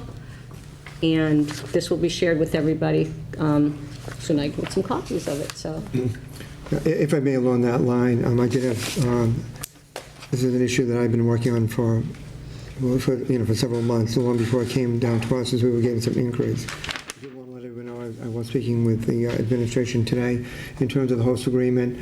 One of the things that this council asked for, there were suggestions that were made. I know Mr. Conti made them to me, and I told him I was going to speak to the mayor about your particular concerns. I did do that, and made it clear to the administration that they wanted that before that is actually acted upon, that the council is going to have a chance to look it over. In talking to the mayor, my understanding is that he will be formally submitting that to us probably next week. So that is something that will be coming down. So we will see that at some point. Okay. Mr. DeLucia, you had a question? Well, you alleviated a lot of my concern. I keep going back to the revenues too, especially as it relates to the host agreement. I mean, if the host agreement is going to have numbers, and I know you said that you're conservative, and I appreciate everything that you folks have presented us, because looking at your application and your proposal, it's, in a lot of places, it's very much right in line with the ordinance, so I appreciate that. But when we're looking at the revenues, I mean, conservatively, you're almost doubling it every single year, your revenues. So, I mean, that's pretty, it's a pretty good business right there, especially where, we don't know how it's going to do. I think Councilor Cooper brings up an awful lot of good points. When you're considering Fall River to Attleboro, I think there's some discrepancies in that thought process we should look at. So I would pull it back, but I'd really like to see the language in the host agreement before it's agreed upon and acted upon. I mean, to say that, you're looking at, 32, 3.2, 6.5, 11.7 within the first year, I don't know how conservative that is. So those are just my thoughts on that subject. Thank you. Again, I'm sure at some point in the future, we will be having a discussion relative to the host agreement. Tonight, our focus is on the special permit application. Again, that's something that we will be coming down. But I think this is our first opportunity with the principals here, so I think that... No, I agree with you. I just don't want it to go off onto a big discussion of the host agreement. One, A, we don't have it in front of us. B, as I mentioned, is something that is being worked on both between the administration, the city solicitor, the applicant, and it is something that will be presented to us. But to try to get into the nuances of it at this point, it's just, I agree with your, and I understand where you're coming from, but we need to be, that's something we will be having, more information in the near But in future. fairness, I didn't bring up the host agreement. Right, absolutely. Thank you. Councilor Reynolds? I just wanted to suggest, in fairness to Mr. Ross and this proposal right here, and to some of your concerns to Councilor Delicio, is that, again, there are only estimates of what might be happening, and we are talking Bristol County. I mean, we aren't talking Attleboro. We're talking a larger area, and there is not going to be this type of business all over. There are many cities and towns that have said no. So we're talking a much larger area, and we also about Rhode Island. So, I mean, we're not talking just 42,000 people, and I think that's what we have to continue to remember, that it's a much larger area, and depending on who sets up first and how they get going, and who finally says yes, the numbers can be greater, or they might peter off. But I mean, I think it's a reasonable amount to suggest would be happening with what we know is already going on, as far as agreements going on. Thank you. Any other questions for Mr. Ross at this time? And something to take into consideration is the supply and demand. Right now, the supply is, it's not there. And without, putting too much public information out there that I've acquired over the last couple of years within the state of Mass, dispensaries, doors are open by appointment only based on the supply that they have. And a lot of these dispensaries are opening their doors thinking that they have the supply, and within a couple days, the supply's gone. So it comes down to who can manufacture it the most and the best. And that's what a lot of these companies are having trouble with, and passing the strict testing guidelines within the state that haven't even been fully utilized. They're getting by the testing right now, but it will be mandatory in the future. And when it does, it's going to become harder.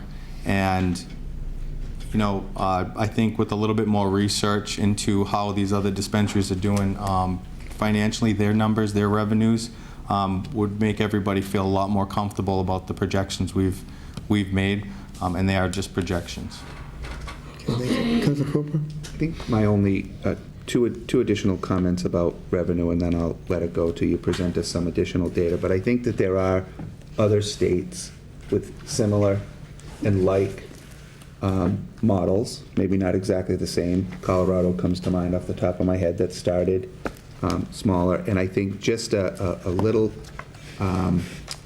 better understanding, not to give away your secret sauce, but to give us an idea of more what you think as your business, not what the state thinks businesses across the county or across the state are going to, so that when we are at a point of looking at a host agreement, we have some thoughtful numbers, not just what the state says.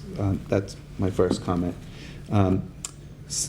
Or in addition to what the state says, maybe I should say it that way. My comments about the letter from the Slater Center also apply to other letters that we've received, that I would say you should request any communications that have come to the council with regard to your proposal. Sure. Thank you. That concludes my comments. Thank you. Anything else, Mr. Ross? I wanted to introduce the rest of my team and maybe give a brief presentation of our facility with your permission. That'll be fine. Sure.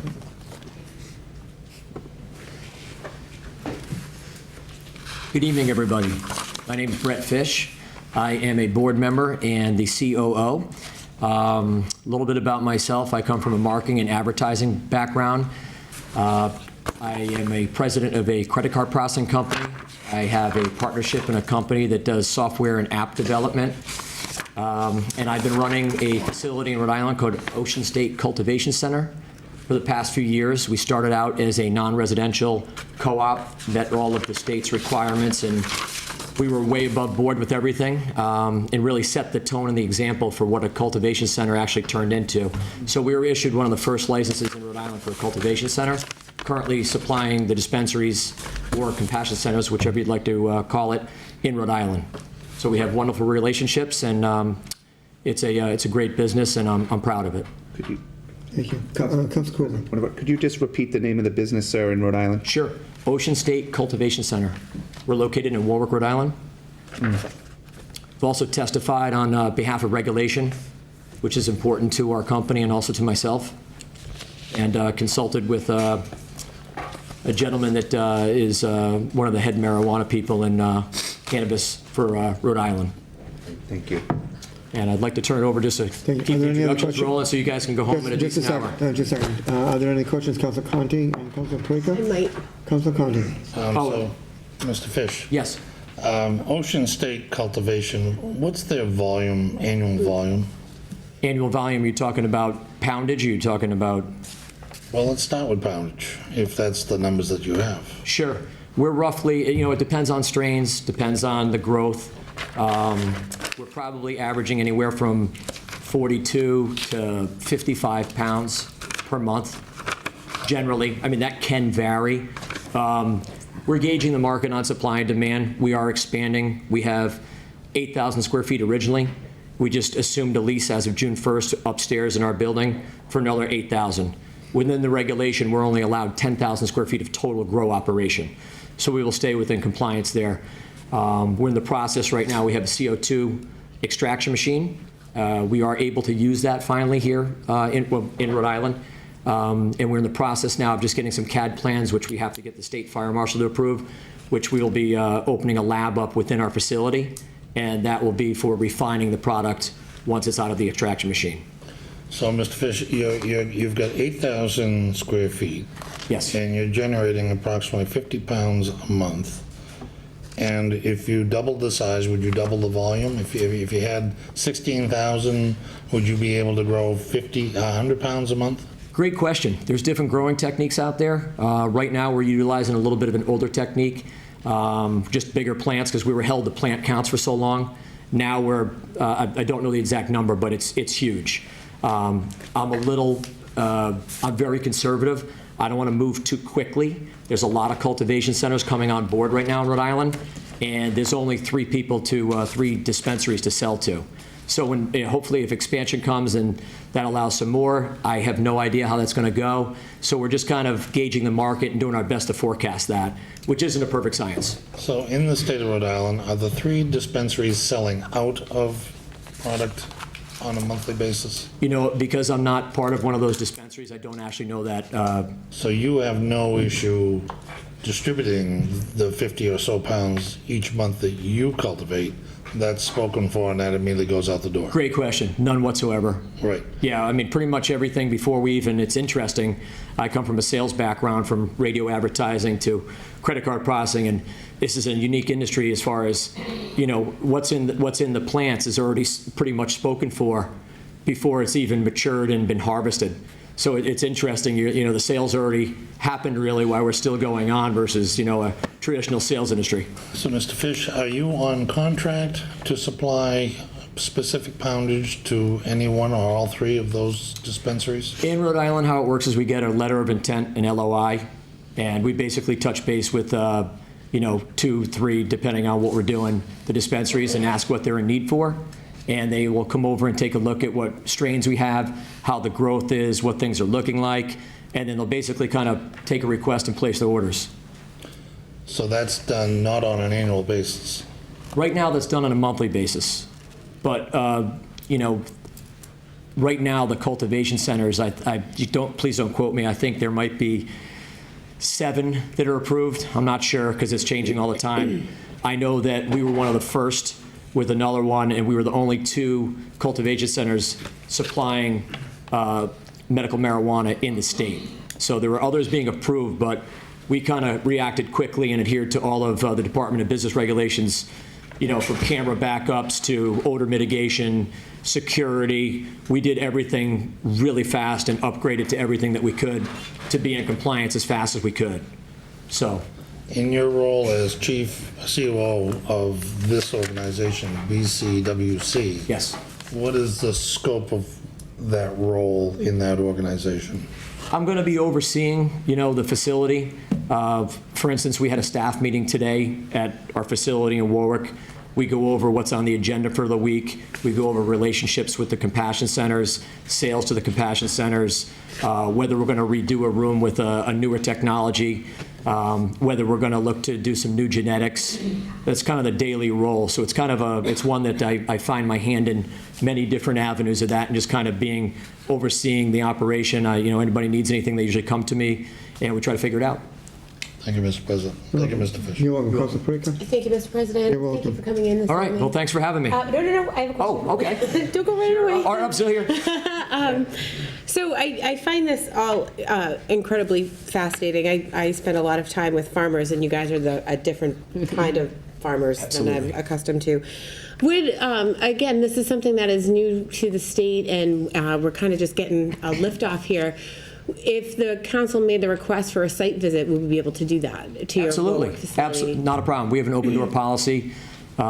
We have with everybody in the state, from taxation to. You may not feel the same way coming right behind you. I was actually going to suggest it at the end of the meeting. Oh, great. But we do have to run it by the Department of Business Regulations. We just have to notify them that a board's coming in, because everyone has to sign in, and we're on constant video surveillance there. 24/7. So if they see 12 strangers come in, they might wonder what's going on. Of course. So we just have to give them notice that you're coming. I could only imagine that there is a policy and procedure that needs to be, not only for us as a council, but as for you as well. There is this official that- signing in, Sure. and, But I think a lot of the questions that we could be addressing right now, or are asking right now, could be solved with a site visit at some point. Love to. If that's that something would you'd be like to do, I'm happy to entertain terrific. that and do that, and we can take you right through A to Z through the facility. It's, because it is a new industry to a lot of people, which it was to me over 4 or 5 years ago. It's fascinating, and we are, basically farming indoors. Yes, you are.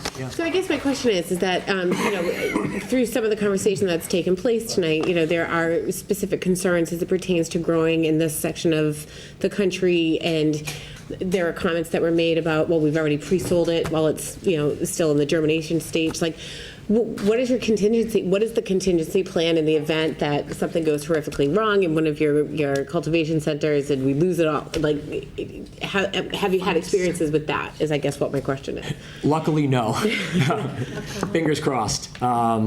You're growing a living, breathing organism, so it's challenging. But we're talking about humidity control, we're talking about airflow, we're talking about. You don't have to worry about a spring like we're having, like my farmers are dealing with right now. Right, yeah, this is pretty bad, because we were speaking of golf earlier. I do that a lot myself too, and it hasn't been a good season so far. But yeah, it's one of those things where we're just very careful of our environment. We take the utmost on checklists going throughout, A to Z. Just staying simple for us is being very efficient and very good, and that's what we try to do, is just make sure everything's done really well. We have a great staff. I'm really proud of the people we have overworking. It's a tremendous crew, and I'm proud of what we put out and what we do. Excellent. I guess that would be what, we've spent a lot of time talking about, projections and income and, profits and things like that. And unless you have the product to sell, this is a combination cultivation dispensary or compassion center, as you'd like to call it. If you don't have one, you're not going to have the other. So that's where the space limitations, and I have colleagues that will handle that. It's the growing portion and the supply and demand portion that I'm concerned about. Right. Just so you know. Okay. Thank you, Councilor Hall. Yes, and I want to thank Councilor Parika for bringing that up. This is a medical dispensary for people that need medical care. Okay?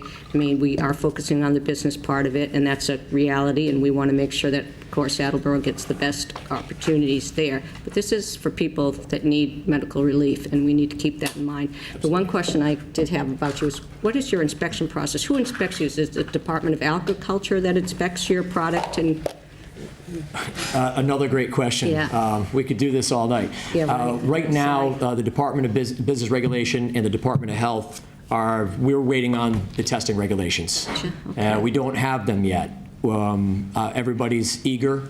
It is something that is going into a human body. So my opinion always has been testing regulations should be strong, they should be strict, they should be fair. And people have a right to know what's going in. It is medicine, and it's helping people with ailments and so forth. So we're kind of anxiously awaiting what that's going to be. And we'll we'll wait and find out what that's going to be. So, Thank you, thank you. any other Any other questions? questions for the speaker? Okay, thank you. All right, thank you very much. Thanks. Anyone else who can speak in favor?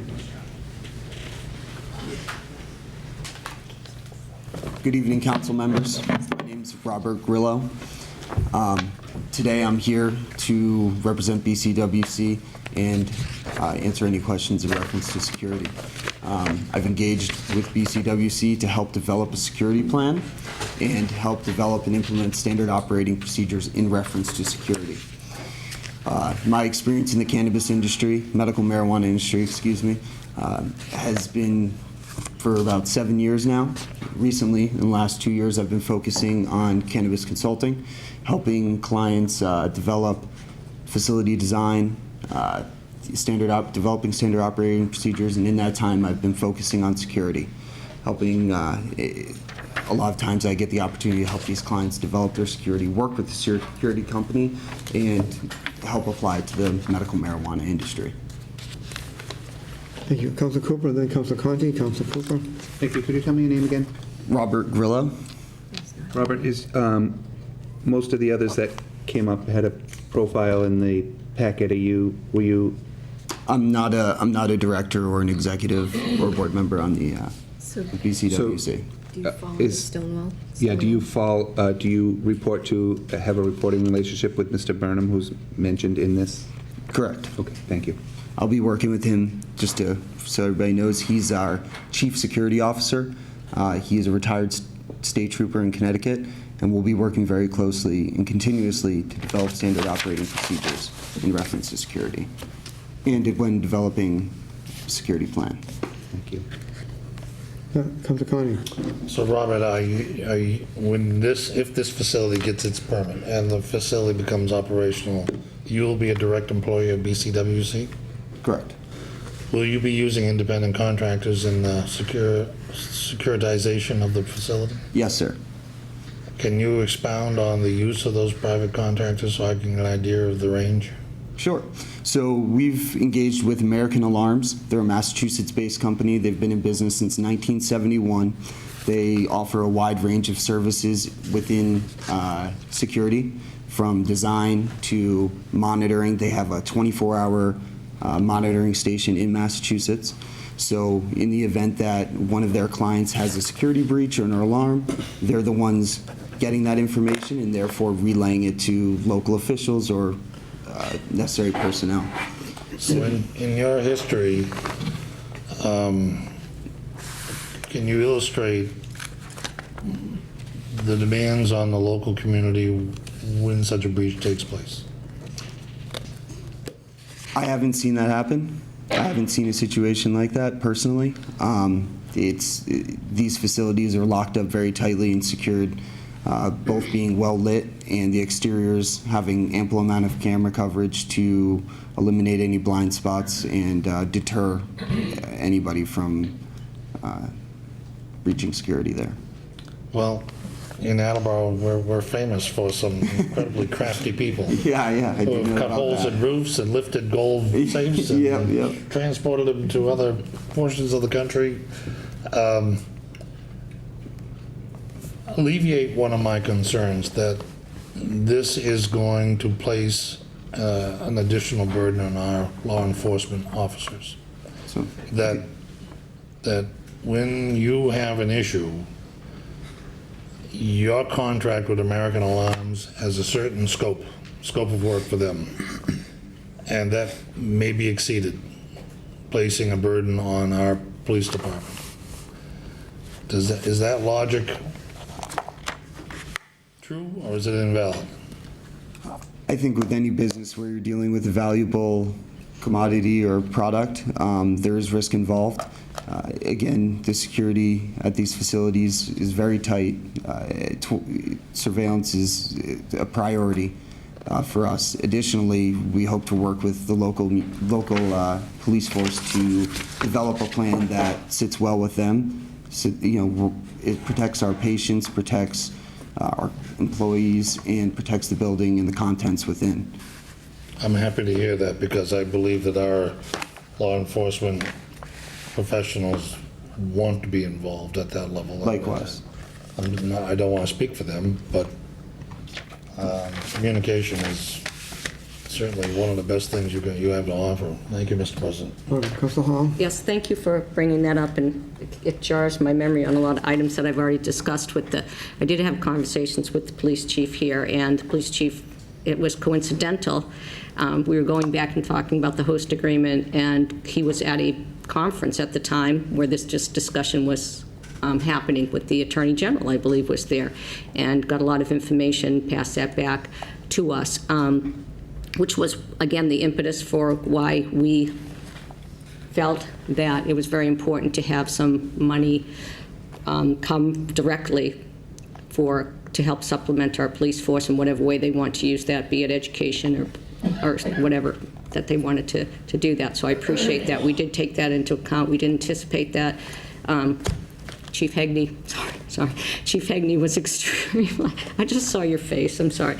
So Chief Hegney was extremely pleased with that did happen. So again, in his I don't want to say prodding, I don't know what the correct word is, but he did have concerns about. One of the things he did talk about was the difference between this and another business is they're going in with cash and they're coming out with drugs. Okay, so it's not like you can misrepresent that, and he was concerned about that. So passing this on to us is the reason why we felt that there needed to be some additional dollars put in this host agreement towards supplementing the police force in whatever way they felt was the best way to do it. So I appreciate that. Yeah, are there any other questions for the speaker? Councilor Blair? Will you be employing any local police officers to supplement your security? We will have all hours of operation. We will have a security guard on duty, and we will be looking to hire locally and an individual with prior experience either within security or law enforcement. I've been familiar with security from some of our factories and whatnot, the gold industry, and the security.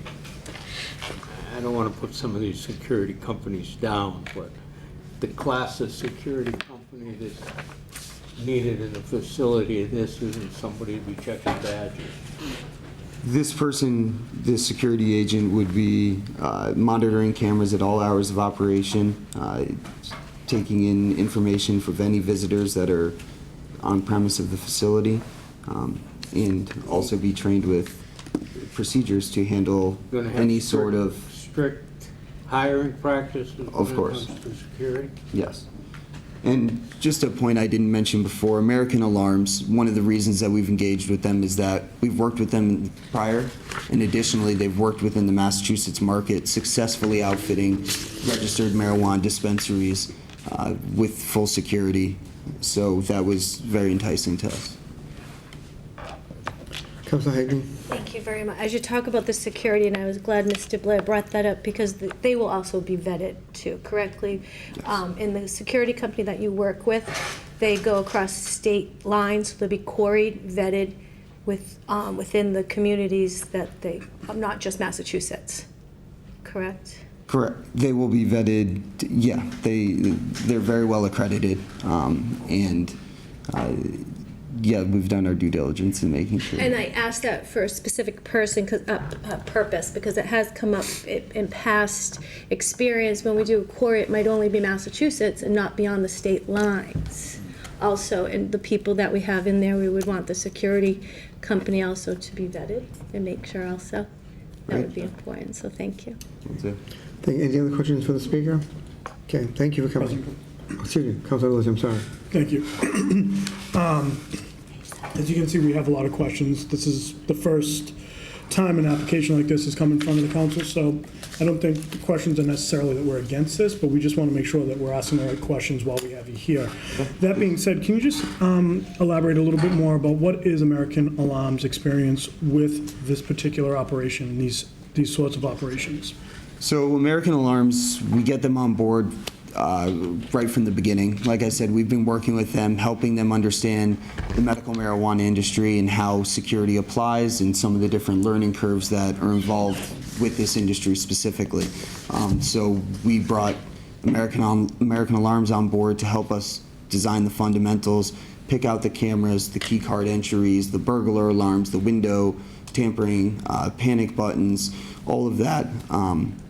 That's where we've begun our work with them. They will also be in charge of the install and then the continued monitoring as well. And do they have any experience with MMDCs at this point, or will you be there first? They do have experience. I believe they have successfully outfitted 2 dispensaries in Massachusetts that they continue to have relationships with and provide services for. Great, thank you. Any other questions for the speaker? Okay, thank you. Thank you very much. Is there anyone else here to speak in favor?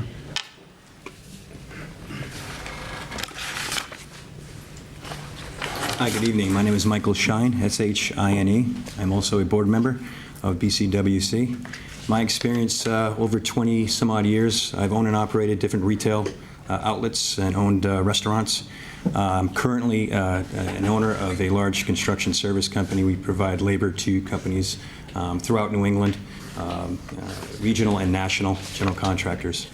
Within this market and this arena, I've been both a caregiver and a patient in the state of Rhode Island, and I currently am a co-founder and co-owner of an actual marijuana dispensary in the state of Oregon.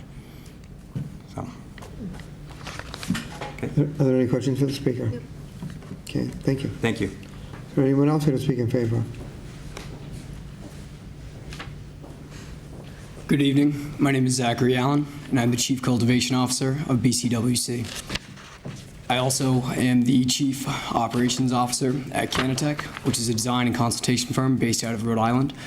I served as the Vice President of Responsible Caregivers of Rhode Island, which is a nonprofit patient and caregiver advocacy group, also based in Rhode Island, and I'm currently the Director of Operations and Head Grower at Ocean State Cultivation Center. My specialty is seed sale software and seed sale tracking, and I'm happy to answer any questions. Are there any questions for the speaker? Councilor Carney. So, sir, I didn't catch your last name. Allen, A-L-L-E-N. So, in a registered marijuana dispensary, if it is capable of meeting the demand, what is your experience with that volume per site? Like Mr. Fish had said, we are selling out of all of our product even before it is actually cultivated. Oftentimes, individuals will come from the compassion centers, walk through, and see what will suit their patients' needs the best. So again, we have no fears of supply issues. And also to add further clarification on the projections, I agree wholeheartedly with Councilwoman Reynolds. Those projections were based on Bristol County as a whole, and one additional point is that right now the supply is very, very limited, if non-existent in this area. So as more licenses come on board, there will be a greater ease of access. More individuals will be incentivized to either become patients or start utilizing the centers. So I'm struggling with that. We grant the special permit. BCWC opens up. They're not able to meet the demand of the population who needs this help. BCWC is going to do whatever they can to maximize their ability to supply the demand. It sounds to me overwhelmingly that there's going to be a large portion of the population that's not going to see the relief of this application. That they're going to be ill, and they're not going to be able to get this material. Does BCWC then look to expand by another location, or should the council, us, the people, the city, be looking to the state to allow additional facilities? I guess it's a philosophical question. I don't think it really comes down to a specific question, but there's no triage, is there, in the personal care industry of those who need it the most? It's very interesting that you bring up triage. One thing that seed-to-sale tracking does allow is it goes into each individual patient's profile. It shows their consumption rates. So number one, they're never going to go above or exceed their allotted limit. And also it shows what they're actually purchasing, not only the strains, but which products that are actually helping them. So when they come in, the highly trained employees that will be serving them will know immediately what strains would be best for them or what types of products, and will be able to direct them in that fashion. And that is all HIPAA compliant as well. Very nice. Thank you, Mr. President. Thank you. Councilor Hall. Yes, I want to piggyback on that, and I'll tell you, I have a friend that is a medical marijuana user, and her physician actually, told her different kinds of strains that she needed, and I do know that she had like a day strain and a night strain, and so they actually do come and talk to people and actually look at this person's profile and try to fit that person with the best. Again, this is a medicine. Okay, it's medicinal, it's for medicinal purposes, and they, just like they would do anywhere else, they would try to fit this person with the right product. But my question comes to this, knowing that there's a day strain, a night strain, a G this, and, okay, how do you have the flexibility to be able to know that more of your patients are going to need this and less of your patients? So can you, when you're growing, I guess, it would consider, like, how long does it take to grow each of these to be able to fit your product to the patients coming in, which is kind of a little bit what you were asking about. Right, so I'll try and answer as much as that. Please remind me if I leave anything out. The growth cycle can change depending on which style and method that you're growing. There's two main cycles. Essentially, there's a vegetative cycle where the plant is not producing any usable material, and then there's a flowering cycle where the plant is actually producing the flowers or the buds. That being said, it can flower for anywhere between 2 weeks, 4 weeks, or longer, and typically the average flowering cycle is 8 weeks in total. So, and I'm sorry, could you remind me of the other? Yeah, so the other part was it, so let's just say that, and I'm going back to this particular case, like there's a patient, and this patient needs a stronger strain during the day, and that's what they're, you figured out, this person needs the stronger strains during the day, they don't need it at night, so that person gets the stronger strain. So how do you be able to figure out what volume of each product you're needing for this people, so that you are able to take care of the individual needs of each of this person in a very small place that you're cultivating? Right, so again, that goes back to the seed-to-sale tracking. We'll be able to see, which products are selling in volume, which are most popular, and which are helping the patients the most. That being said, we will produce a variety of different strains, as well as products. Strains specifically, we'll be producing strains that are high in THC, which I'm sure everyone has at the very least heard of, and also strains that are high in CBD, which is a non-psychoactive cannabinoid that was made famous by Charlotte's Web strain from out west that was used on a pediatric patient who had hundreds of seizures a day. She was able to have this, again, non-psychoactive cannabinoid in the form of an oil or a tincture, and it reduced her seizures to almost non-existent. She was able to begin speaking, riding a bike, interacting with her parents for the first time, and I believe she was around 5 years old at this time. I'm not positive on that. So we will be, catering to our patients. That's our ultimate goal, is to improve their quality of life. Okay, thank you. Are there any other, Councilor Cooper? Thank you. Zachary, does the seed-to-sale software track at the member or the patient level? Is that what I heard you say? So is that something that is shared across dispensaries that's HIPAA compliant? So if a particular patient got it at this dispensary, they couldn't have a different physician write a prescription to get it at this dispensary and get an amount from you and an amount from them, similar to like a pharmacy benefits manager or something like CVS type software that they have that would look and track and trend that? That is a great question. I am not positive, so I don't want to give any misinformation, but I feel like the state would, in fact, track that. I know absolutely, at the very least, our facility will be tracking it. I believe it does communicate with the state, so there are no discrepancies going from center to center. Thank you. And a follow-up, if I may. It appears by your profile that you had a previous relationship with Mr. Ross at Canatech, is that right? Yes, I'm the Chief Operating Officer as an employee. Today at Canatech? Yes, correct. And that is not the RMD in Fall River. That is the consultation and design firm founded in 2013 in Rhode Island. And that's the same company that Mr. Ross was at? The owner, the founder, is Just that to right? clarify, I founded Canatech Medicinals, Inc. in Fall River. Our mother company is Canatech. It's a Rhode Island-based consulting company. So they're two different entities, and I use my same name, our same brand in Fall River when we started it, but they're two separate entities. It's confusing. Now I'm confused even more than I was a minute ago. If you'd like, I can try and break it down. Just,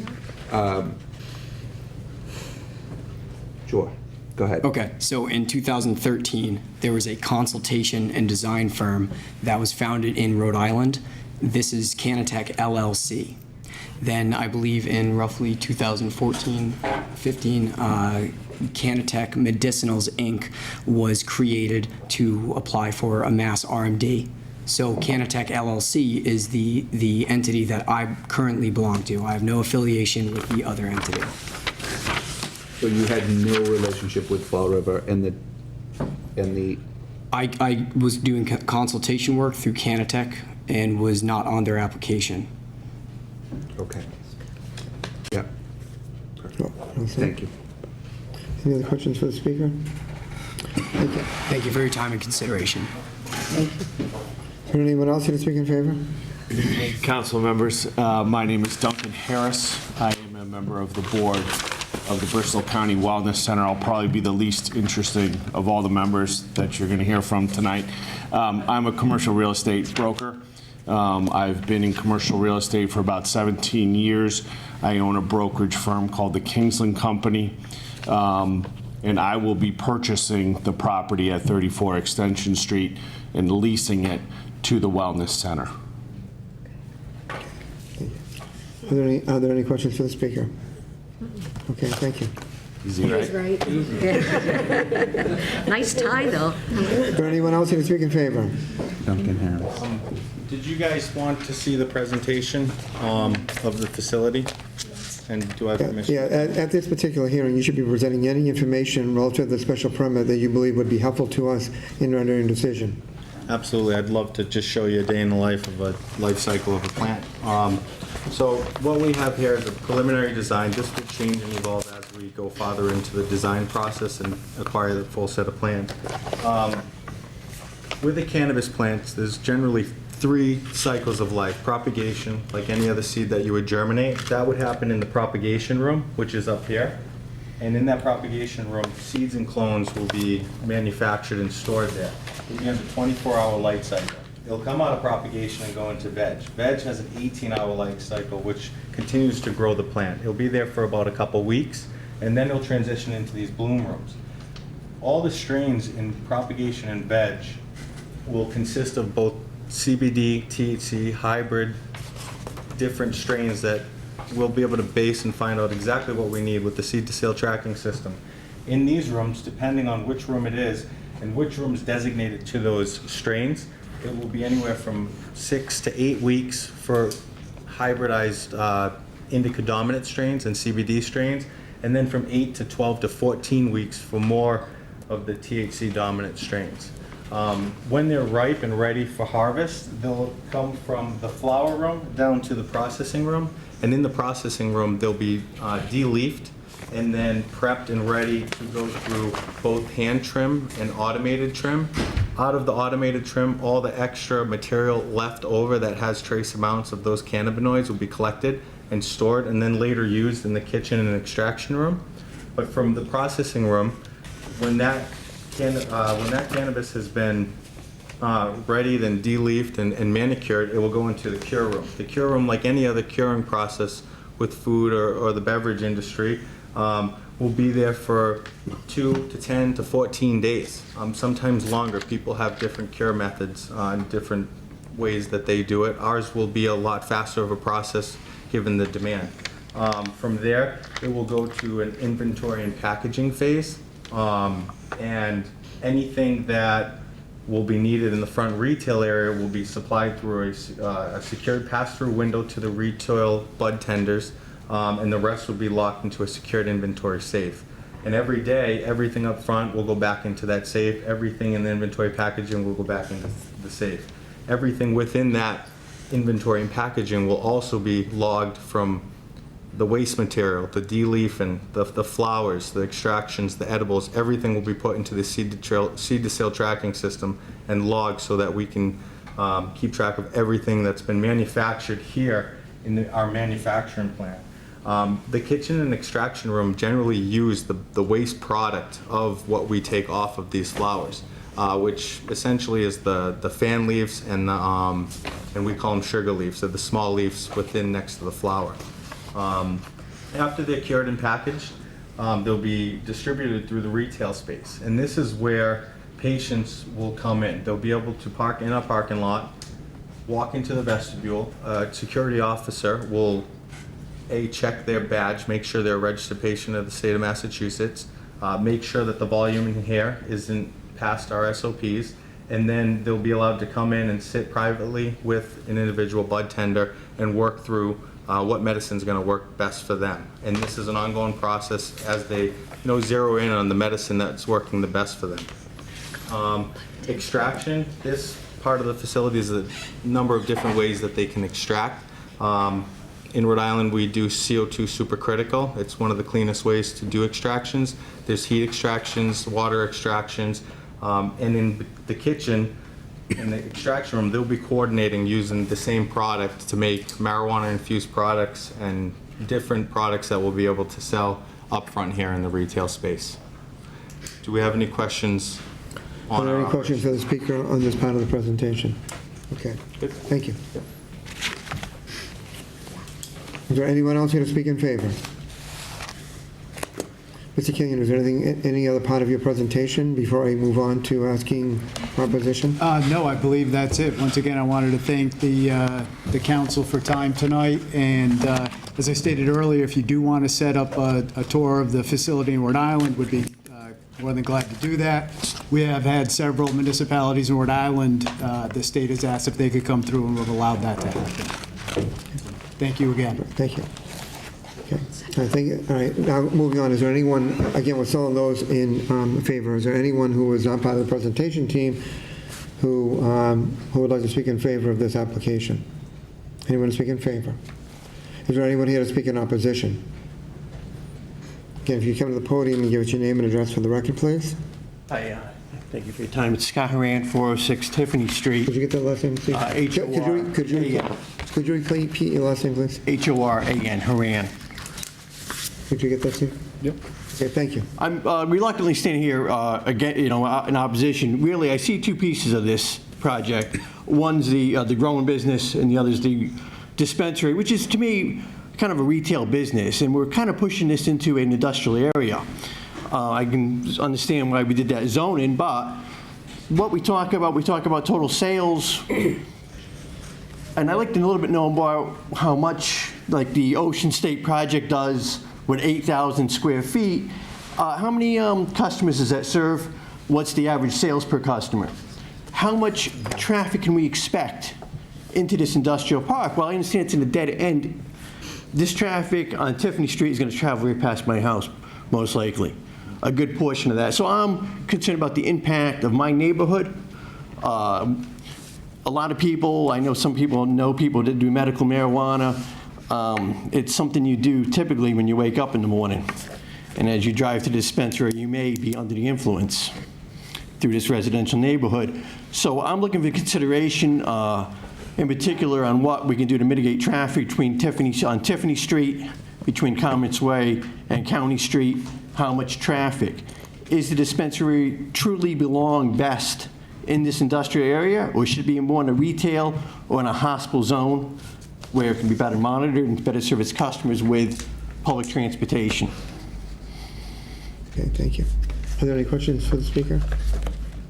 Okay, thank you. All right, thanks. Is there anyone else here to speak in opposition? Anyone else here to speak in opposition? Is there anyone here to speak neither for nor against? Anyone to speak neither for nor against? Okay. Hearing none, I am not going to close this public hearing, Mr. Kenyon, because once we close it, we have a certain number of days to render a decision, and one of the parts of the special permit application is, of course, the certificate from the DPH, which we don't have at this time. So the intent is to continue this public hearing open. I wanted to ask you about a particular day going forward. Our next, if you come to the podium, please. Our next public hearing, our next regular meeting is scheduled for 2 weeks from today. I know there's still certain parts of the application process with the state that you're going through.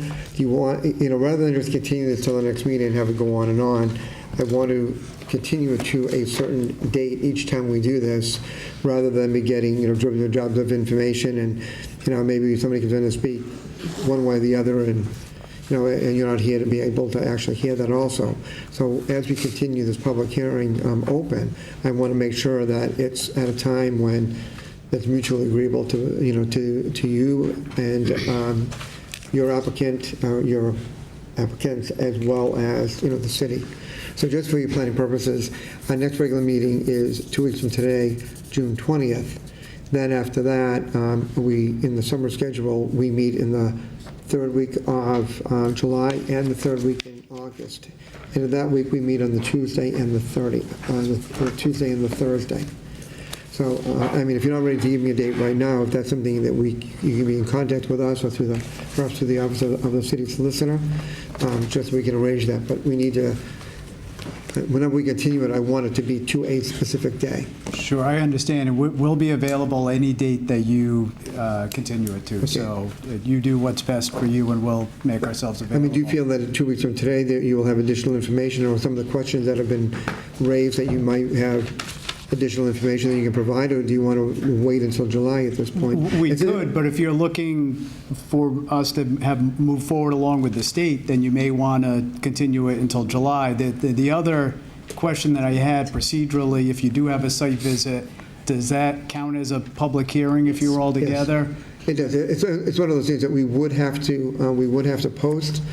And then at that point, obviously it was something we'd have to come to agreement with. I can tell you that sometimes when we have a site visit and it is posted, that there are times when the public will ask if they can also attend or participate. My experience, both on the member of the planning board and a member of the council, is, there have been times that's created a problem because sometimes an applicant doesn't want the public there. So it's just one of those things that you just need to keep in mind. I don't know if it's something that we're ready to move to scheduling a site visit at this point, or if we want to look further into the future. Hold on just a second. I know there's like 4 hands up, but before I get them, I'm looking for some input. It's up to the council. I didn't know how quickly you wanted to do the site visit. If you wanted to do it quickly, then scheduling it for 2 weeks from now might make sense, but if you want to wait, you could schedule it in your July meeting, and then we could set it up then. Yeah, it would have to be probably on a non-meeting night, because we have other business that we have to conduct, so it would be on a different night, I'm sure. Right, but I didn't know if you had to actually schedule it at one of your meetings, if you have to meet and then... I'll call you. No, okay. We don't have to do that. Right, At this point, the thought is, since the public hearing is going on, it's not something that, and I will, direct, the chair, outside of the host agreement, when we get that, once we get it, we are going to obviously have some discussion. But I think it would be to everybody's advantage to not begin discussing the merits of this application at this time at the committee level, with the exception of the host agreement, until such time as we've gotten all the information and we're ready to, to close the public hearing. Because you're not at that particular item, and usually we wait until the public hearing is closed before we start talking about it at the committee level. Because once this is closed, then it will then fall under the jurisdiction of the Zoning and Land Use Committee, which is Councilor Hall's committee, and then a committee meeting. Then we talk about it, and then ask for additional information, whatever the case would happen to be. But then that committee, and this is typical of all our subcommittees, will at some point be making, once the hearing is closed and we have all the information, will be making a recommendation on how the city or how the council should move forward. And at that time, the 3 members of the committee will make that vote, to either bring it forward or whatever action happens to take place. If they vote to bring it forward, then it falls before the entire council to vote. So there are 3 members of the committee. You need 2/3 of those members to vote to bring it forward before the whole council for a vote. And at that time, it would be for us. That would be the night that we would be casting the vote. And again, I anticipate that would be several months down the road, given the fact that you are still in the process of, and I know it's a parallel situation here, where you are still working with the state. Right. Councilor, I did see some hands. Before I recognize Councilor Paul, I'm going to recognize Councilor Conde, and I think it was Councilor Jackson and Councilor Blair. So Councilor Conde, did you have a comment? I think Council Hall was before me. Okay. Okay, I'd like to be able to close out a little bit, since I am the chair of this, of what I'd like to see happen.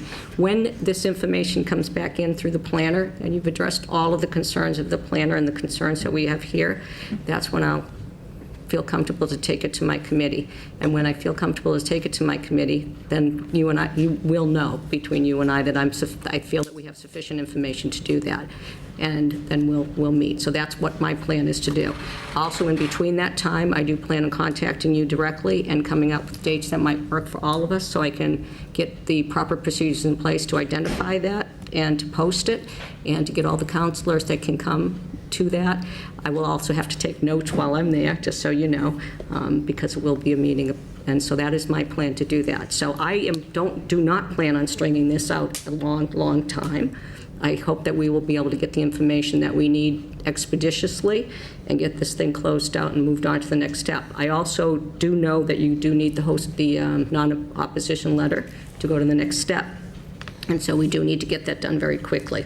And we should not be holding that up very much longer, which means we need to get the host agreement. So my plan is to get this stuff done expeditiously to get you moving in the direction that you need to go. So I just wanted to make that clear. Right, but with a caveat that, we really cannot start to discuss the merits of the special permit application until such time as the public hearing is closed. Obviously, the next thing, will be, or one of the next things, that you need the host agreement signed. You need the letter signed that we voted, and that's being held up by the host agreement. So once the host agreement, I believe the next step in the process, and correct me if I'm wrong, Solicitor Galvin, but I believe the next thing that has to take place in this, in addition to keeping the public hearing open, is in order to move it along, the host agreement needs to be finalized in order to then sign that letter of non-opposition, which would then go to you to take to the state, right? Correct. And I think we're very close on the host agreement. Right. Hopefully we can have sort of a final draft tomorrow or next Right. week. And as I mentioned in the discussions that I had with the mayor, I anticipate that within the week we will be getting it, in a formal communication down from the mayor, because the administration are the ones that negotiate contracts. We don't. Right? I mean, in this case, the mayor has agreed to let us look at it and give feedback, but technically he doesn't have to do that. In this case, he is doing that, but he does not have to do that. But he is doing that in this particular case because of the concerns of the council. And again, this is all new to all of us, let's face it. So, but again, at this point, until we have the public hearing closed, we really can't be discussing the merits of this at the council level, with the exception of that host agreement. So that's kind of like where we're at this point. Sure, we And again, because once we close, the point is that once we close the public hearing, the clock is running. We have a certain number of days to render a decision. One of the things the special permit application requires is that certificate from the state. So if we were to close the public hearing, say, tonight, right, and now the clock is running, and we come to the end of that time, and we haven't gotten that, then it's going to be an automatic denial. It'll have to be, because you will not have met the requirements of the special permit. So that's why I've been saying for some time now why the public hearing is going to be kept open, and probably will be kept open for a while, because of the need for you to get that item from the state. So that's just kind of, where we're at. Councilor Conte, I'll come back to you. Thank you, Mr. I don't know if it's your chief information officer, your chief operation officer, your chief executive officer, or the president. But Mr. Horan brings up a very important issue, that this council was this council was challenged to come up with a way to allow a registered marijuana dispensary in the city. And we chose an industrial park because of some compromises and some thinking and some advice. And that put us in conflict, where we are generating sales in an industrial district, which is not the intent of an industrial district. Either your chief information officer, your chief executive officer, your chief operation officer, someone's going to have to give us hard evidence on traffic count, either by using the Ocean State 3 registered marijuana dispensaries, or any Colorado or Arizona or I don't know where. But we need something that's going to address Mr. Horan's issue, because it has to be addressed, that we're putting a lot of traffic during your hours of operation, which is different than an industrial park, because we're conducting sales. So if you would, in our process of having the hearings, accommodate me, I would greatly appreciate it. Thank you, Mr. President. Thank you. My understanding of items that the council were looking for were updated sales forecasts, and while we do that, we can also figure out patient count, trips per day, and then have Eric Prevey from DePreet Engineering figure out the traffic ramifications to that. Vice President Denley. I just want to say, Mr. Conti does raise a very valid point. Whenever we have a new retail establishment come in, there's all these consulting firms, our traffic consulting firms. They say you can expect 60 extra cars down these certain streets during these certain times. Things like that would be what we're looking for, and usually they can just generate a memorandum or a report that you can submit to us, and something like that would be helpful in this case. Sure, we can do that. The caveat is I've been involved with a lot of traffic studies, and they normally do the counts based on the type of use. I don't know if they're forward-thinking enough to have this use in their database, but we can try to analyze numbers from other centers in and around the area. I bet it's analogous to a pharmacy. That's what I had thought, that the difference being I sometimes go to the pharmacy for non-pharmaceutical items, so we'll have to factor that in. So, Mr. King, to go back to my original question, do you want to aim for the July, one of the meetings in July 18th or July 20th, as a continuation of this hearing, rather than June 20th? Yes, actually, July 20th would be the best night. Okay, so I'm going to continue this meeting till July 20th. That's a Thursday, not a Tuesday. Yes. And that will be at 7 o'clock. Great. Okay. And again, just for those of you who are in attendance, be in favor or opposition, neither for nor against.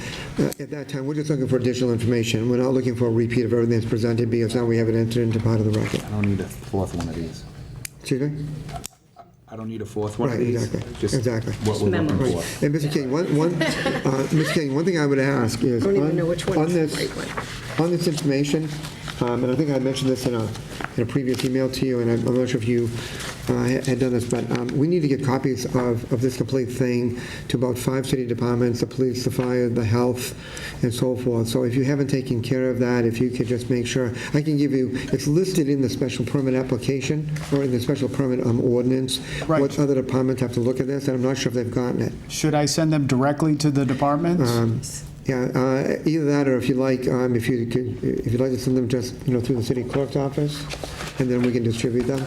Okay. Now, at least if you I did. think I submitted more copies than you needed for those purposes. I was thinking that they were. Well, I'll tell you what, let me check with those departments to see if they've gone it, and if they haven't, then I'll notify you, and then we can take care of it. Okay. How would that be? I just don't want to make more copies of this Right. and kill more trees. Right, exactly. Because I know it's quite thick. So at this point, what I'm going to be doing is continuing this public hearing to Thursday, July 20th, all right, at 7 o'clock. And then in the meantime, as I said, the host agreement, I expect will be coming down, in a week, just for the council's review and so forth, and then, we'll take it from there. Great, Okay? thank you. Can I just make one comment? Yeah. If you could put a date on the front of this, that would be helpful. Sure. So we know what the most current date is, and If there's a new one. yeah, we can get rid of the other two, perhaps. Thank you. Okay, thank you. All right, I'm going to call, there are some other things we have to do, but we've been sitting here for almost 3 hours, so I'm going to make a motion for like a 10-minute recess. Second. And then we'll take it from there. 5 minutes? We gotta do 5 minutes. All right, motion for 10-minute recess. All those in favor? Aye. Aye. Motion's in order. Thank you. 9:43. Executive session. I know, I was wondering.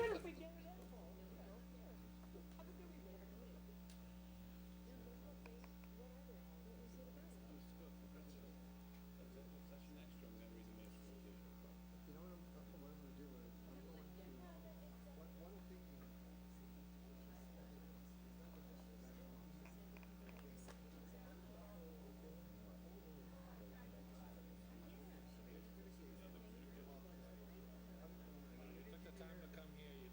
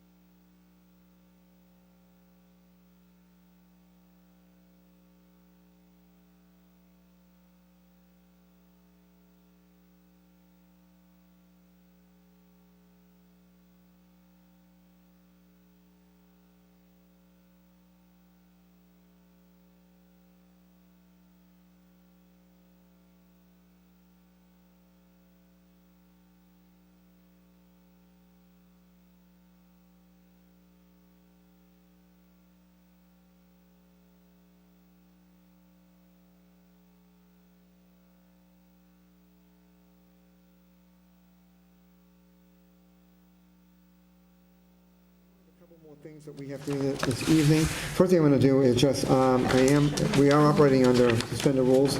I am going to make a motion to go to the committee of the whole. Second. Thank you. The motion is in order. All those in favor? Aye. Aye. Opposed? Motion passes. We're now in the committee of the whole. If there's anyone here who has business to bring to the attention of the city, that would be the appropriate time. Seeing none, I would entertain a motion to arise. Second. Thank you. We're back. All right. The only things that are left before us this evening. Vote to arise. I thought I just did. Okay, all those in favor? Aye. Opposed? Motion passes. I'm just in a rush to move things along here. Okay, in the interest of time, and a number of people have, we are going to into the executive session. What I'm going to do in the interest of time, if you try to speak to most of you during the recess, is this.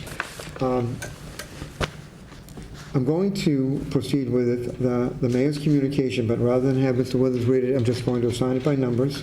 We'll do the same thing on the other communication. I may very well just have him indicate what they are. Then at that point, I will make the motion that for us to go into the executive session, I'll give you all the reasons.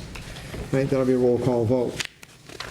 Then what that means is when we go into, one of the things that when we go into executive session, I have to announce whether or not we're going to be resuming. Seeing how there is no other items that we will be voting on this evening, to me it seems a lot easier to go into executive session. I'll announce that we're not coming back. We go into executive session, we do our business, we do a roll call vote to come out of executive session. We then adjourn the meeting in there. That means that Mr. Rhodes does not have to sit here waiting for us to come back for me to announce that the meeting's adjourned, and the same with cable. So that is my thought process. Does anybody have a problem with that? Mr. Alicia? Not a problem, just a question. You're going to be calling for committee reports for all of us for next I will week? do that. Committees Yes. for next week? I will do that too. Okay. All right. So if everybody's in agreement with that, and I think especially when we have two people sitting out here that have been gracious enough to join us and sit here for such a long time. So going on to the mayor's communication, I'm just going to read the number of where it's going. Okay? I'm not even going to explain it. Item number 1 is going to the Zoning and Land Use Committee. Item number 2 is going to the Zoning and Land Use Committee. Item number 3 is going to the Budget and Appropriations Committee. Item number 4 is going to the Personnel and Human Services Committee. Item number 5 is going to the Personnel and Human Services Committee. Item number 6 is going to the Personnel and Human Services Committee. Item number 7 is going to the Zoning and Land Use Committee. Item number 8 is going to the City Property and Claims Committee. Item number 9 is going to the Public Works Committee. Item number 10 is going to the Capital Improvements and City Development Committee. Item number 11 is going to the Budget and Appropriations Committee. Item number 12 is going to the Public Works Committee. Item number 13 is going to the Public Works Committee. Item number 14 is going to the Capital Improvements and City Development Committee. Item number 15 is going to the Personnel and Human Services Committee. Item number 16 is going to the Personnel and Human Services Committee. Item number 17 is going to the Public Safety and Emergency Management Committee. And number 18 is going to the Public Safety and Emergency Committee, and that is signed sincerely by the J. Dumas Mayor. What is on the other two communications? You want to just briefly say what they are? Yeah, the first one is a letter from Raymond S. White, Chief Operating Officer at the Thomas C. Slater Compassion Center in Providence, Rhode Island, regarding the zoning application for special permit by BCWC, Inc. Okay. Zoning and Land Use Committee, please, and a copy to all members. I believe you already have that. And the other one is a letter from the Attleboro Lodge of Elks, number 1014, inviting the mayor, city councils, and citizens of Attleboro to a Flag Day celebration on June 14th, 2017, at the Newell Pavilion, Capron Park, 201 County Street, at 6:30 p.m. Thank you. That's just a copy to all members. It's not going to any particular committee. And as Mr. Delisi just reminded us, I am going to call for committee meetings for all committees next week.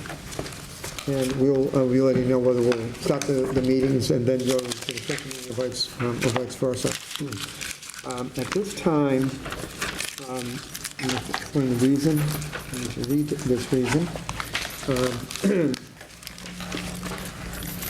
I entertain a motion to go into executive session to discuss strategy with respect to all pending litigation, as discussion in an open meeting may have a detrimental effect on the litigation position of the city. Thank you. The motion is in order. We will have a roll call vote, beginning with Councilor Delisi.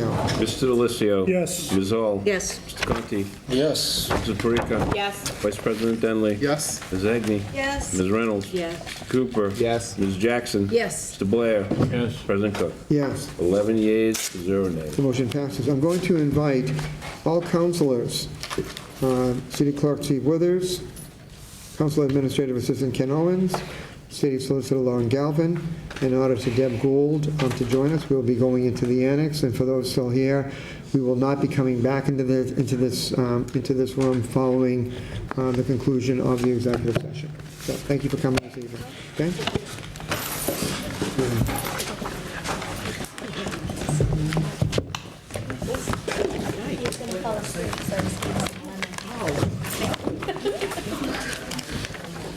Whoa. Sorry. I